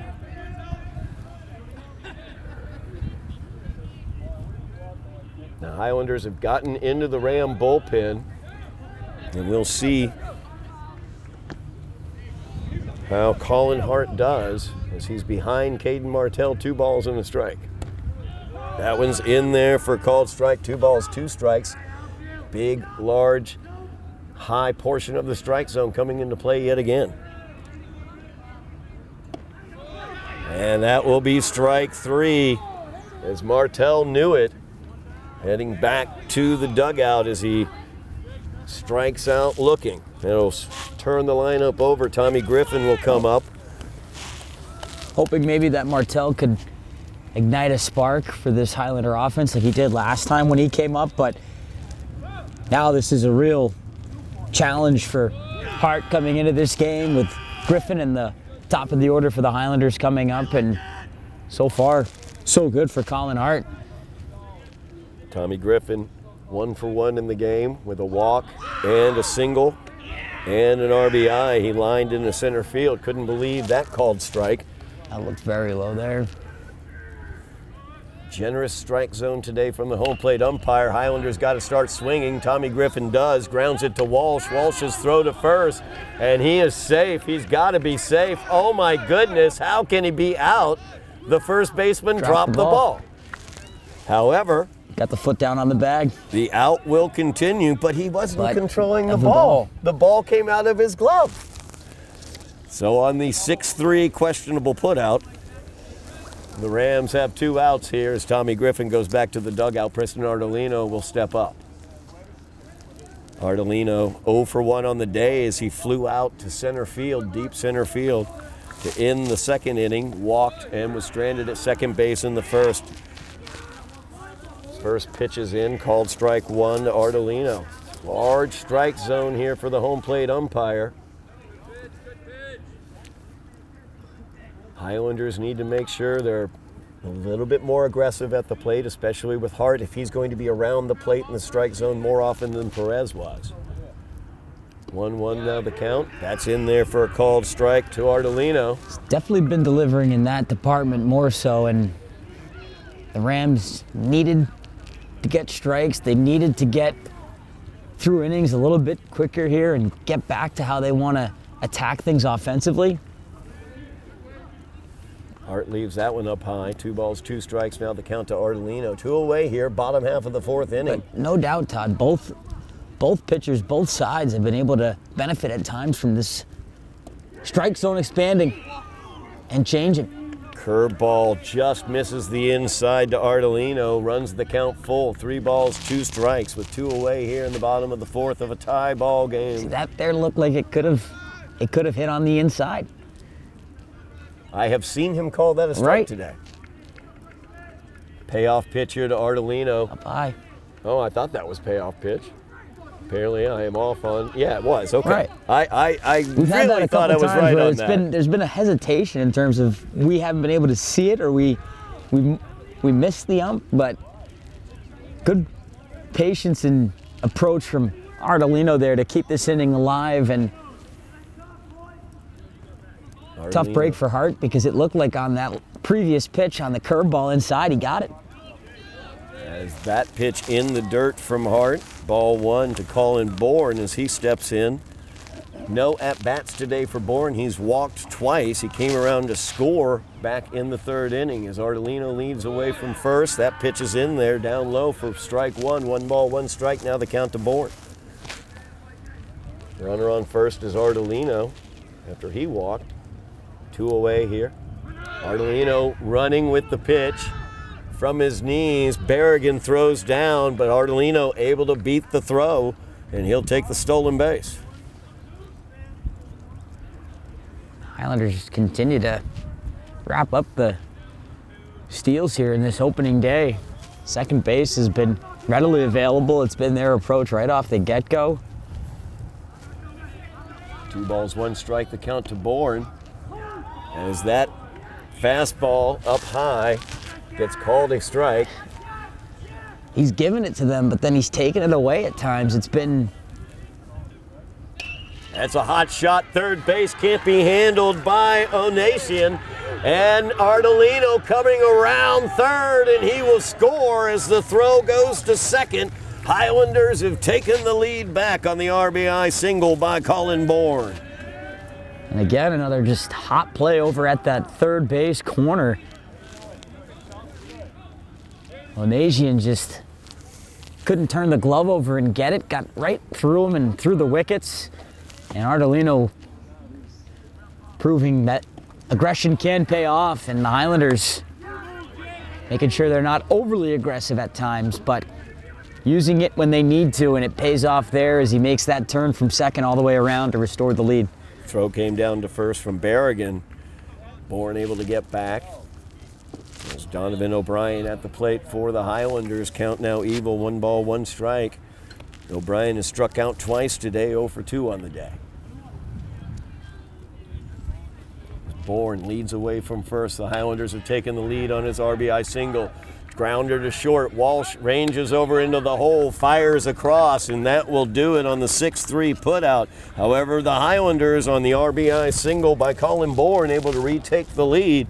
They lead 3-2 as we head to the top half of the 5th inning here from Trum Field. And that top part of the order getting it done once again for the Highlanders, and Ardolino able to work another walk in this game, his second critical time to extend the inning and then allow for Bourne in that 3-hole spot to step in and deliver and just drive one down that third base side. Too hot to handle for Homezian, and just enough there to send Ardolino around onto home to restore the lead for the Highlanders, who have really shown a lot here in this opening game. Todd, a lot of encouraging signs for head coach O'Donnell to begin this 2026 spring. Bourne back out onto the mound for the Highlanders as his pitch count sits at a reasonable 55 coming into the top half of the 5th inning. Highlanders able to retake the lead 3-2. They will be facing off against the numbers 9, 1, and 2 hitters in the Rams order. As Jake Desmond will lead off, followed by Emerson Lara and Mark Walsh. It's hood weather now. Sun is going to only continue to get lower and lower here as well, Todd. Chilly day here at Trum Field. Got a feeling the strike zone of the home plate umpire might be one of the factors, or one of the things the weather is factoring into, as it's been a rather large strike zone. Get back into the car and get some of that heat maybe cranked back up. The good thing is it can only get warmer from here on out. Everything's warming up here in the spring. All around Somerville High School athletics, we're going to have more baseball coming up for you down the road, but the Highlanders will turn into road warriors over the next week and a half as they go to Revere on Friday. They will be at reigning GBL champion Medford on Monday the 13th. So some big games coming up for the Highlanders on the GBL schedule. It would be great to start off with a win here against the Rams, as Bourne starts off with the curveball to Desmond for called strike 1.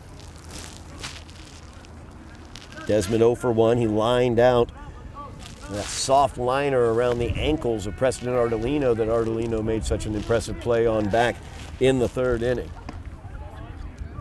Fastball left up high, ball 1. 1 ball, 1 strike now the count to Desmond.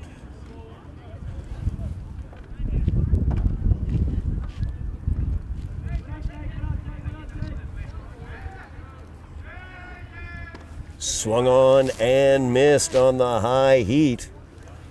1 ball, 2 strikes, the count to Desmond.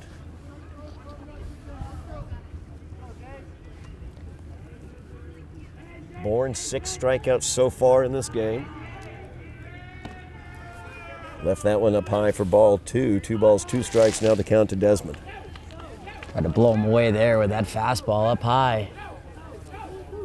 Just caught a little bit too up top and inside. He's like that pitch, he's dealt it. That's a beautiful fastball. Desmond can't do anything with it as he swings over top of it for strike 3. 7 Ks for Colin Bourne today. That'll flip over the lineup. Leadoff man Emerson Lara will come up. 1 for 2 on the day with a single and a stolen base back in the 1st inning. He flew out to left field in the third. He's made good contact. He's been very aggressive. He swung at the first pitch, both of his at-bats. Not swinging at the first one that time, but it was down in the dirt. Ball one from Bourne.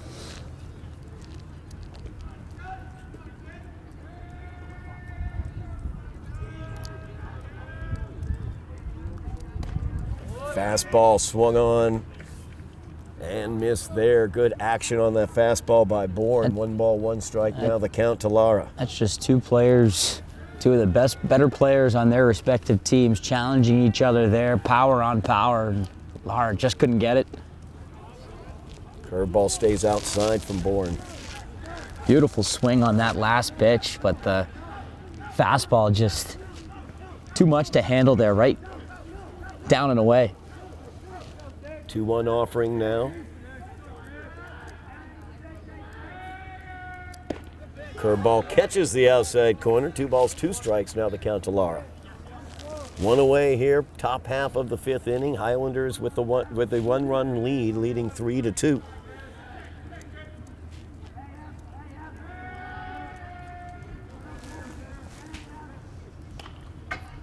Hard fastball there from Bourne, fouled over onto the screen.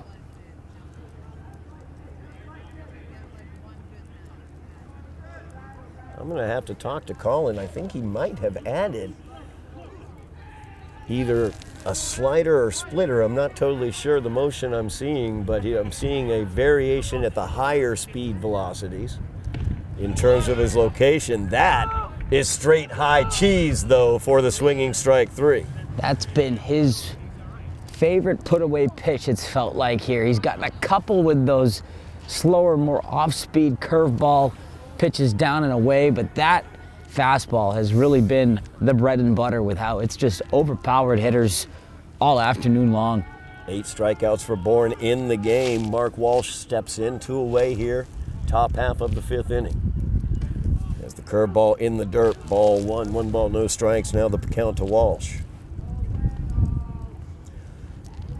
Bourne has struck out the last 4 Rams that he has seen, as he finished off the 4th inning with 2 strikeouts and has started off the top of the 5th, striking out the first 2 Rams he's seen. High fastball fouled into the screen. 1 ball, 1 strike, now the count to Walsh.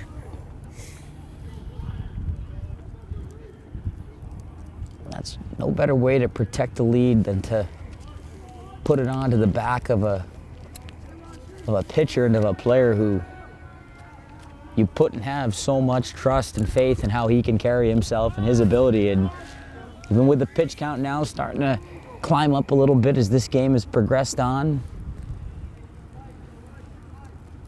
he's doing everything he can to get it out of this inning and keep his team ahead by 1. Left that pitch up high, 2 balls and a strike now to Walsh. High cheese, swung on and missed. 2 balls, 2 strikes now, the count to Walsh. That's a situation, I think, where Walsh feels like he's got to swing at that pitch, because those pitches up above the letters or right around the letters and a little higher are being called strikes today. And that's reading that sequence too and knowing that Bourne's probably going to try and go there. That's the pitch I'm talking about right there. It's got good velocity. It's not quite as heavy as his fastball. Looks like it could be a slider. It was swung on and missed by Walsh. 1, 2, 3 go the Rams, all by way of the K, as Colin Bourne has struck out the last 5 Ram batters he has seen. Highlanders lead this one 3-2 as we move to the bottom half of the 5th inning here on Somerville Ed TV. With Bourne dealing, you've got to feel comfortable. Despite how close this game has been, he's put the team in a really good spot. He's got them on their back, but the Highlanders have been able to find creative ways to score runs too in this game, and they've been able to make life difficult for the Rams at times. And as this game gets in and out of the latter stages of it, this is where you need to really find a way to tack on more and give yourself more insurance going forward, because Bourne's only going to be able to do so much from his end. I mean, he can only focus on the pitching, and so right now your bats have to be the ones to carry over that momentum and try and find a way to break this thing open a little bit. Bourne up to 71 pitches as Colin Hart back out on the mound for his second inning of work for the Rams. Don't forget, we've got action coming up for you on the softball diamond as well. We mentioned with Mayor Jake Wilson that he'll be throwing out the first pitch at the opening of the Highlanders softball season. That will be on Monday, April 13th at 4 o'clock against Medford here at Trum Field over on the softball field. We will have coverage of that game here on Somerville Ed TV. Make sure you mash your buttons, like, share, subscribe, sign up for notifications. You know when we post videos as well. As that one popped up, handled easily at second base by Daynell Almonte.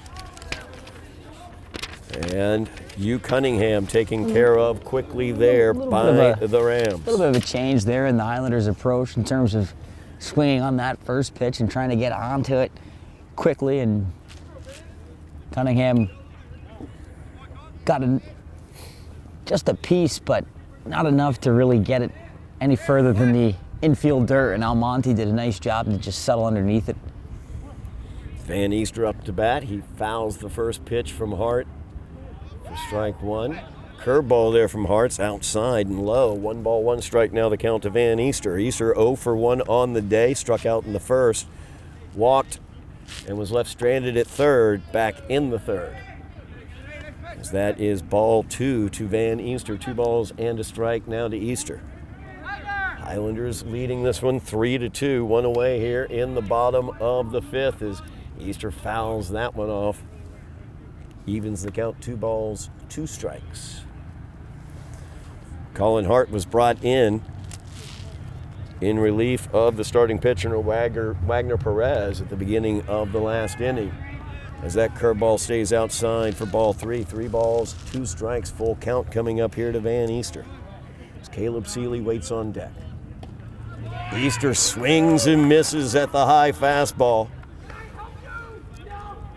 2 away now for the Highlanders in the bottom of the 5th as Caleb Seeley will come to the plate.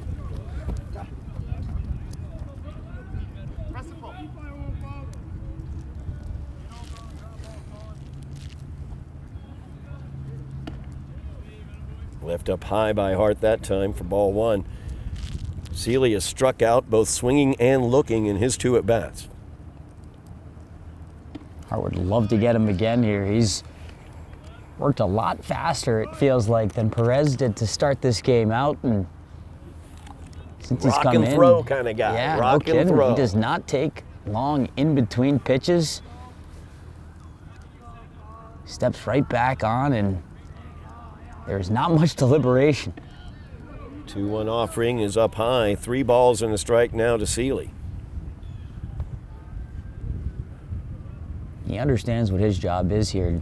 Limit any kind of damage, control what you can control, and just give your team a chance. Seeley walks there as he watches the ball miss outside. For the 5th inning, Highlanders have had base runners in every single inning of this game. That's a 2-out walk, too, with Jackson Smith will come on to run. And it comes in a spot, too, where if you're Hart and the Rams, you feel like you're right on the cusp of getting out of it here, down 1, and now all of a sudden you've got to contend with a runner now on first, and the runner is away. A little late start on that one, and he's out. As not a very good jump there by the Highlander pinch runner, Jackson Smith. And that will do it for the Highlanders as he is caught stealing at second. Berrigan's shown already in this game. He's got the arm, and he can deliver it, and that was Almonte having to leap up, too, to pick that ball off a little bit high, but got there in plenty of time. Tough for Smith to try and beat down that tag with Almonte already having the ball in his glove before he even got the slide away, and Rams are able to get out of the inning down by 1 as we head into the 6th and get down closer to the wire here. As Bourne has been pulled, we have a pitching change for the Highlanders. Colin Bourne moves to shortstop. We'll get the opportunity to see Preston Ardolino out on the mound as he looks to come in and close this game down in the final 2 innings for head coach O'Donnell. Preston, a very good pitcher as well. I was already going to say, Todd, we saw some of the defensive skills that he can flash with those 2 plays that he made. I believe that was back in the 3rd inning, but it was early on in this game, those 2 big plays that he came up with to help end that particular inning.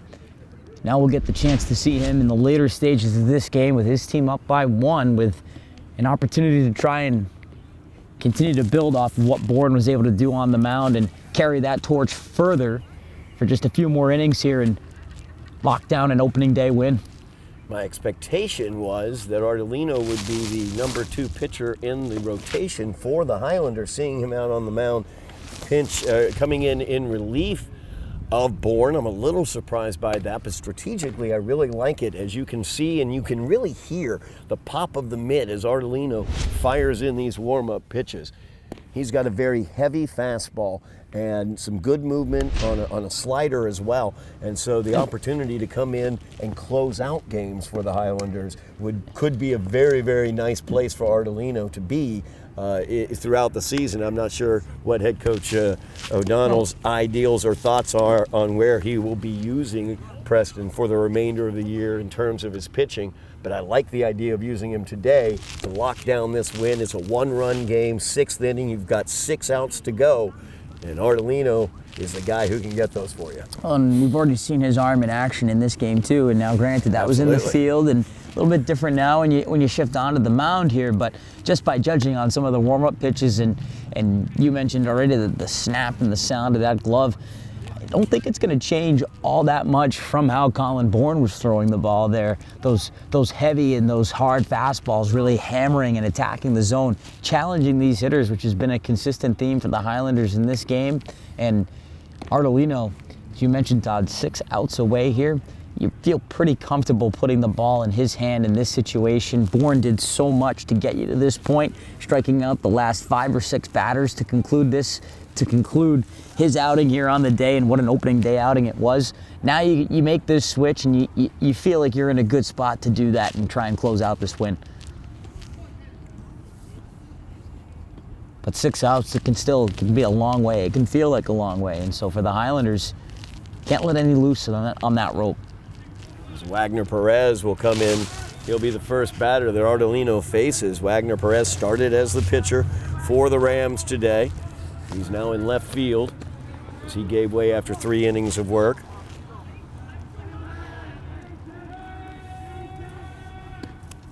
First offering by Ardolino, the heat for a called strike to Perez.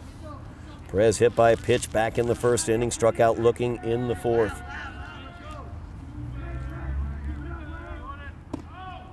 That one down low. Ball 1, 1 ball, 1 strike now the count.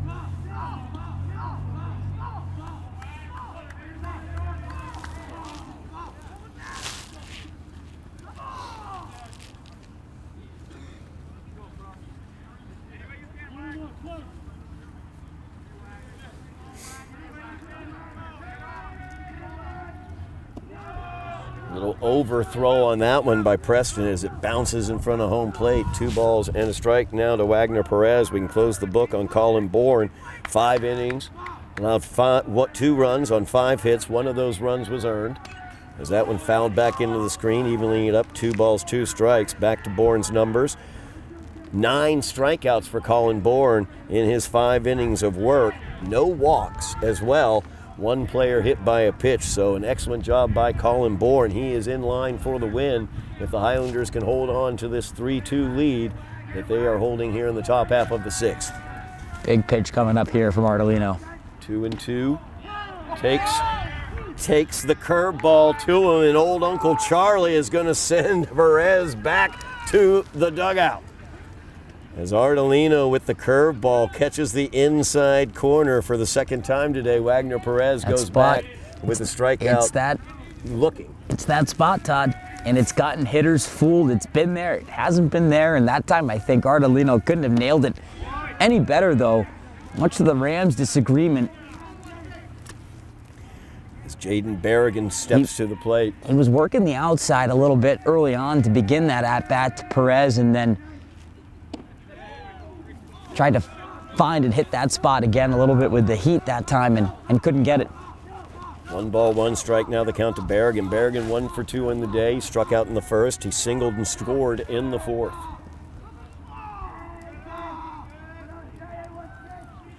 Fastball from Preston down low. Ball 2. 2 balls and a strike now to Berrigan. Antonelli couldn't do much there trying to frame it either. Only so much that the catcher can do to try and help the pitcher. Fastball fouled back into the screen. 2 balls, 2 strikes now the count to Berrigan. Kyle Antonelli, the battery mate there behind the plate. Well, now with Ardolino taking over, these pitchers for the Highlanders, between him and Bourne, have done a really good job along with Antonelli here this afternoon. The communication, the delivery. There was that one pass ball, but that was about it. 2-2, and the offering is in the dirt that time. And a run it full. 3 balls, 2 strikes. Now the count to Berrigan, the number 4 hitter for the Rams. So if Ardolino goes back inside here with that curveball again. I have a feeling we may see some heat. And left it outside, so a walk there. Tying run is on base as Berrigan goes to first. A run from again. And here we go, Budasea back out onto the field. Last time they turned to him, it led to good things happening. Desea was the one who came around to score. He was pinch running for Berrigan back in the fourth as Gavin Collins steps up to the plate. He singled and came around to score in the fourth as well. As Ardolino's pickoff over to first. Desea able to get back in time.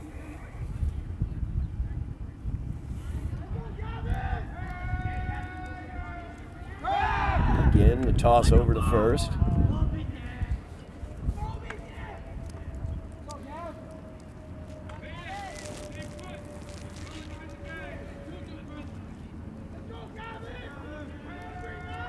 Good lead for Desea at first. Pitches down low. Ball 1, I should say, to Collins. Antonelli did a really good job not letting that one get through him on the 5-hole.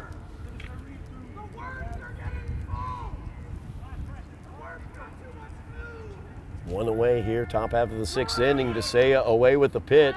Antonelli fires it down. And Desea is in safely as Bourne was there but just couldn't quite squeeze the ball. I think Desea probably would have been in safely even if Bourne had fielded that cleanly. Looked like to be the case too. Pitch, I believe, was a strike, so 1 ball, 1 strike now to Gavin Collins. Tying run in scoring position for the Rams. One away here, top half of the 6th inning. Highlanders with the 3-2 lead. Swung on and missed by Collins on the fastball outside. 1 ball, 2 strikes, now the count to him.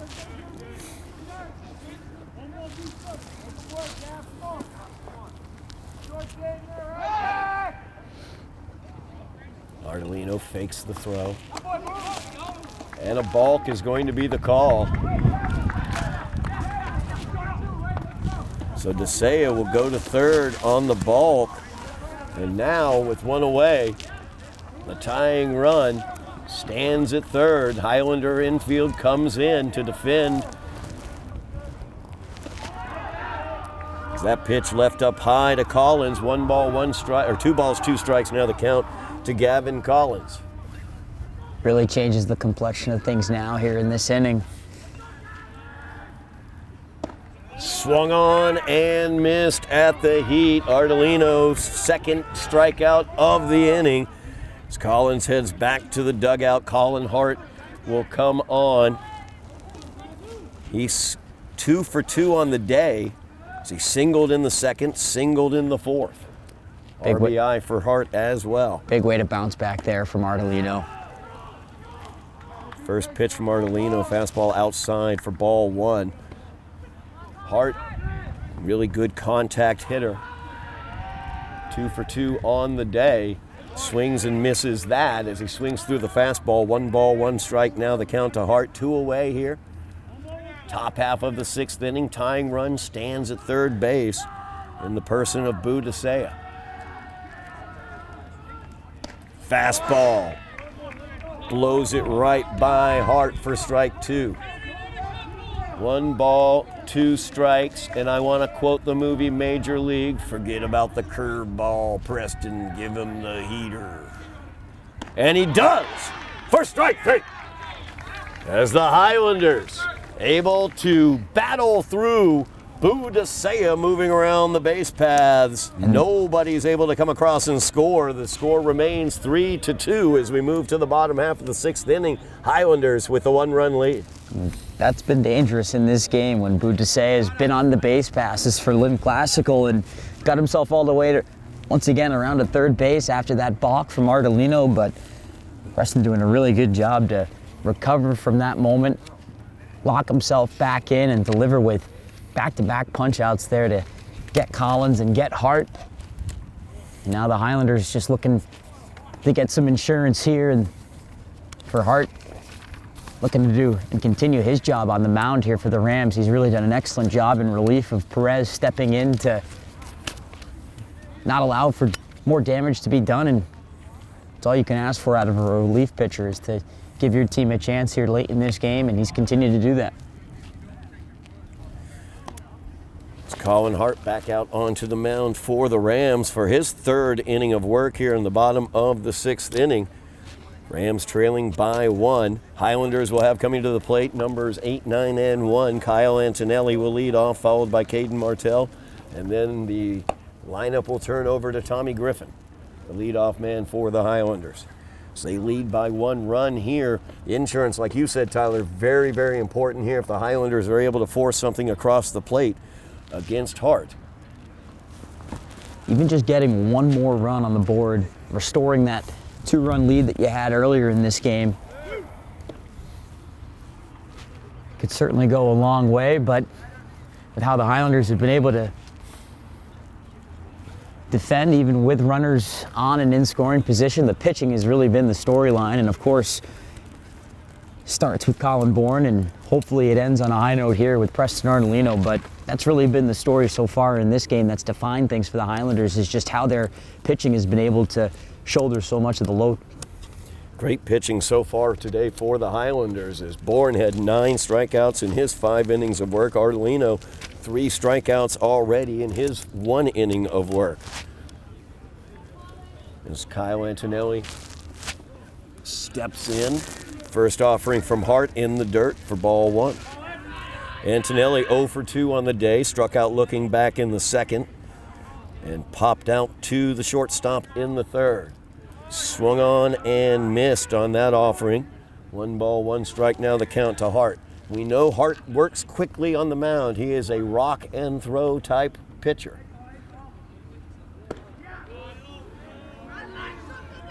As that was ball 2 to Antonelli. 2 balls and a strike, now the count.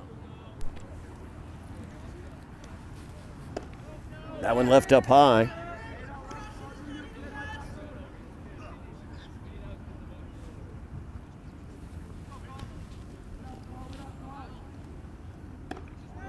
And Kyle will work the walk. 4 pitches. So the Highlanders get the leadoff man on here, looking for some insurance with the 1-run lead. We will have a pinch runner coming in for Antonelli. As Ethan Boysen comes in to run for Antonelli at first base. Caden Martell will step into the batter's box, 1 for 2 on the day with a run scored. And Boysen will have the opportunity, but Berrigan with that great arm fires it down there, and he's in there safely. Ball came in on a hop, skip, and a jump there for Mark Walsh, and Boysen just able to really trot into second base after that got past the catcher Berrigan. The screen behind home plate at Trum here, very deceptive as that's up high for a ball to Caden Martell. Because you've got plywood down at the very bottom of it. So if the pass ball or the wild pitch gets down there and hits that, it can rebound very, very hard right back to the catcher. And they're able sometimes to quickly react and throw down. And that not the case that time for Berrigan. It's Caden Martell hit by the pitch. So now Hart, after looking good for 2 innings, Working comfortably too. Now all of struggling a sudden, bit with his control. he was cruising through some of these at-bats here and finding ways to get outs. Now maybe needs to slow things down a little bit. Nobody out here, the bottom of the 6th. As offering at that was Tommy Griffin. Griffin, He's done nothing but get on base here today, that's for sure. And this is a real pressure point now in this game for the Rams. You've got to find a way to not allow for Griffin here to burn you. Griffin 1 for 2 on the day. He's been on twice though as he walked in the first. Got an RBI single in the second. First run of the Highlander season came off the bat of Tommy Griffin. He's up 2-0 right now. Make that 3 balls and no strikes. As that pitch left up high. Nobody out here, bottom half of the 6th inning. Highlanders looking for insurance, leading by a run. As that's fired back to second base, but Boy's unable to get back in time. Boy's on pinch hitting, or pinch running, I should say, for Kyle Antonelli, who walked to lead off this inning. Caden Martell hit by a pitch. He stands at first. That is up high.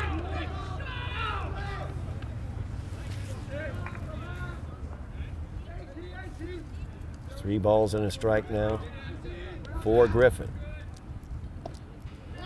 That is inside, ball 4. And the Highlanders yet again have the bases loaded as they have loaded up the bases here with a 1-run lead. You came into this inning, you were talking about it, Tyler. They needed to get the insurance, get a couple runs on the board to get some distance with this only a 1-run lead heading in to these latter innings. As Jason Regato, head coach for the Rams, goes out to talk to his hurler, Hart. Looks like the Highlanders well on their way to doing that as they've got the bases loaded with Preston Ardolino coming up to the plate. And it's a really good spot to have Preston Ardolino with how he's been able to contribute so many different ways in this game, right? Defensively and from on the mound, but now this is an opportunity offensively for him to try and deliver in a big spot. And if you remember, Todd, the Highlanders, they had that chance early right off the bat in the top of in the first inning with those 3 consecutive walks to begin the game, and they weren't able to get anything out of it. So now, game really is hanging in the balance here. You're up by 1, and you've got a chance with nobody out to really open this game up. Ardolino takes a hack at that one, fouls it back for strike 1. Ardolino 0 for 1 on the day. He's walked twice and scored a run and stolen a base, but has only 1 at-bat due to those 2 walks, and it was a fly out to deep center field. That is a big hit as the insurance comes across. 2 runs on the single into left field by Preston Ardolino, and the GBL MVP candidacy begins. Right on cue, Todd, and just what this Highlanders lineup needed here. They've worked so hard through these 6 innings, primarily through their pitching and through their defense to get through, but they've been opportunistic on offense, and it's allowed for them to get out to 2-0 and 3-2 leads, but there's only so many opportunities that you can really pass up on in games, and here on opening day, they've had these runners in scoring position scenarios, and to capitalize here late, huge now to open up a 3-run lead. Colin Bourne skies this one into left field as Perez settles underneath it and makes the catch. That will be the first out of the 6th inning. If only it was a little warmer. Islanders taking the opportunity to get more runs here, putting a crooked number up on that 2 RBI single by Preston Ardolino. Bourne just gets underneath it. That brings up Donovan O'Brien. O'Brien 0 for 3 on the day. He is due. As he fouls that one back into the screen for strike one. Hart did a good job over the first 2 innings that he was in. However, has allowed the Highlanders 2 runs here in the 6th to take a 5-2 lead. That's a grounder towards shortstop. Walsh ranging in, fires it over to first, and he'll get the out. Runners do advance, as now the Highlanders have runners on second and third. Gavin Collins had to come off the bag to make that catch, but he was able to get back down on the bag in time on Walsh's throw. That brings up Hugh Cunningham. Cunningham 0 for 2 on the day with a strikeout and a walk. I was going to say, Collins at first base, he's had to perhaps been more active at that corner than he would have liked to be. Having a stretch and jump, able to get his foot back down onto the bag, though, controlling that ball for a big out here.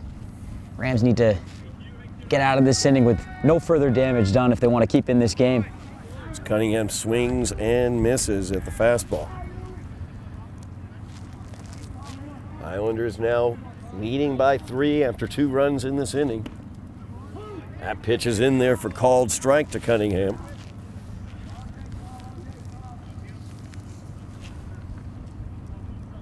No balls, 2 strikes. Now the count to Cunningham. And he strikes out looking.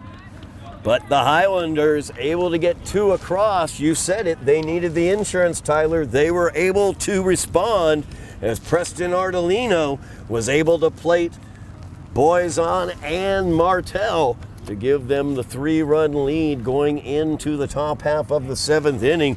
So Ardolino has the opportunity here to get the save as well as the game ensuring RBIs, as he will be back out onto the mound here to look to lock things down and get the last 3 outs here, so the Highlanders can get their first win of the season in their opening day game. A big GBL win they're looking for here against the Rams, a team that swept them last year by the scores of 2-0 and 6-1. Highlanders have the opportunity really to make some noise starting off here in the GBL.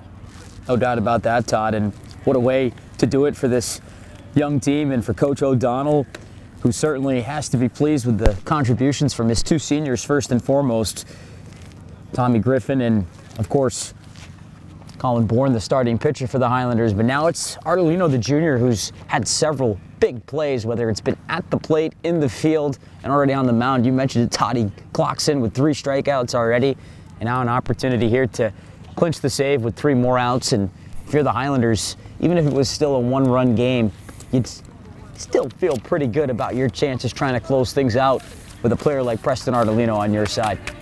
Again, I like the strategic idea that O'Donnell, I should say, is using here. Ground ball to third. Seeley bobbles it slightly, fires it over after he collects it. Great job keeping it in front of himself.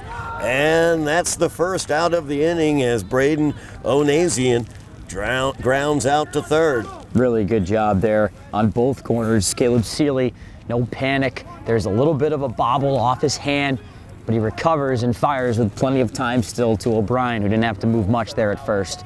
Almonte, the number 8 batter up. He struck out twice, 0 for 2, and he swings and misses at the fastball from Ardolino. Rams coming in this inning, they had the bottom third, I should say, of their lineup coming up. So just the area the Highlanders would like to see as the curveball catches the outside for strike 2. No balls, 2 strikes, now the count.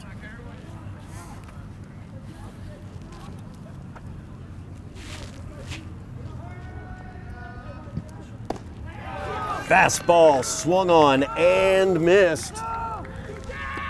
Highlanders 1 out away from taking their GBL and season opener here against the Lynn Classical Rams. Preston Ardolino on to get the save for starting pitcher Colin Bourne. As Jake Desmond steps up, he's 0 for 2 on the day with a strikeout. Watches a fastball up high for ball 1.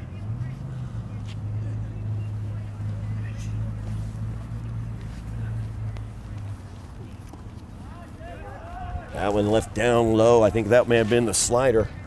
1 ball, 1 strike. Now the count, or 2 balls, no strikes. Now the count to Desmond. Highlanders with the 3-run lead. Looking to close this out as Preston Ardolino. Fastball swung on and missed by Desmond. Down to 2 outs here, and got to start swinging at something if you're the Rams and get ahead 2-0 like that. Now you're in a favorable spot for Desmond to be in a 3-1 situation with really nothing to lose here. 3-1 offering from Ardolino. That's the fastball right there, and he puts it across. Called strike 2. Count is full. 2 away here, bottom of the 7th. Highlanders looking to lock it down with Preston Ardolino on the mound.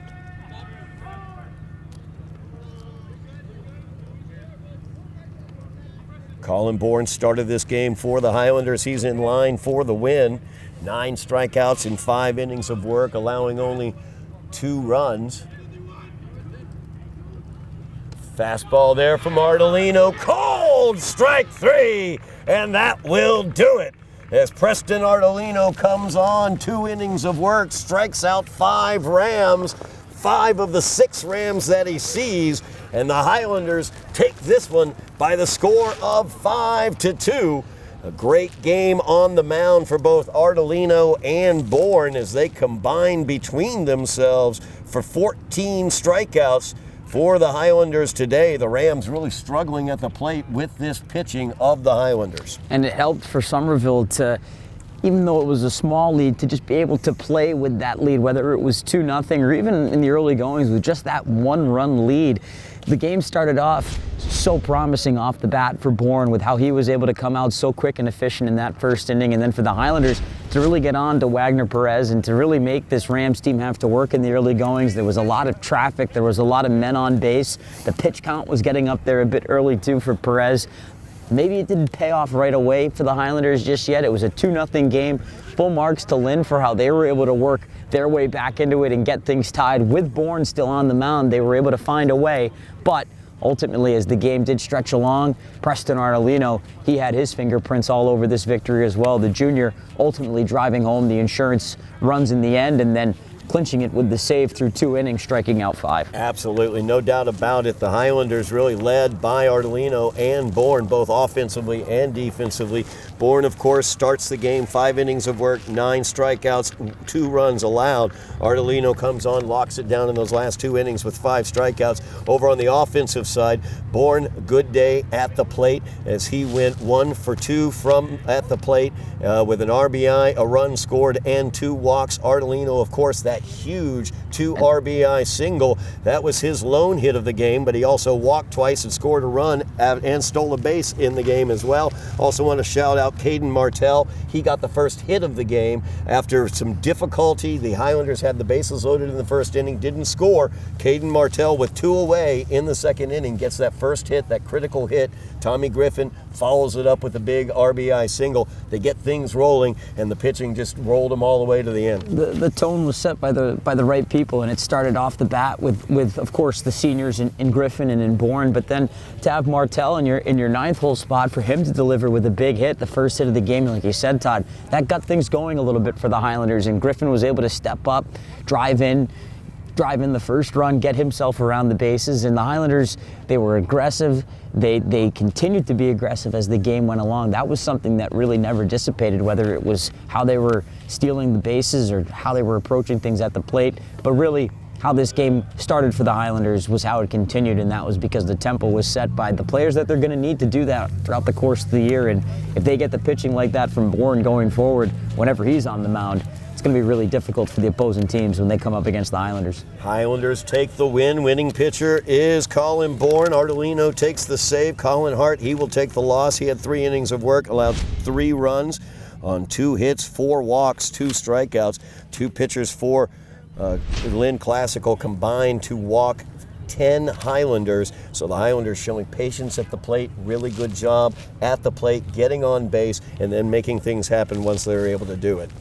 Absolutely, and you could tell that right off the bat when the first three batters for Somerville were able to find their way on base, you could see that there were moments where this could be a lane for the Highlanders to enter and try and capitalize on. And although that didn't happen early on in the game, they were able to stick with that approach, learn as the game went along, and then ultimately do find a way to capitalize in a really big moment in the 6th. Fantastic win for the Highlanders here as they open out their season with a win here at Trum Field against Lynn Classical. So they are 1-0 overall, 1-0 in the GBL as well. Great job by Colin Bourne, Preston Ardolino, as well as the rest of the Highlanders, bringing home the victory for head coach Matty O'Donnell. That's going to do it for us here from Trum Field on Somerville Ed TV. Thank you so much for watching at home. Want to thank Mayor Jake Wilson for stopping by and seeing us over here at the broadcast position. Really appreciate seeing the mayor. Thank you very much, Tyler Aragao, for joining me today. Really enjoyed it having you on commentary today. Great job. Thank you. Likewise, Todd. Thank you very much, Bill Trudell on camera. Joe Constantine, he is our director. My name's Todd Harmon, and you have been watching Somerville Highlander Baseball on Somerville Ed TV.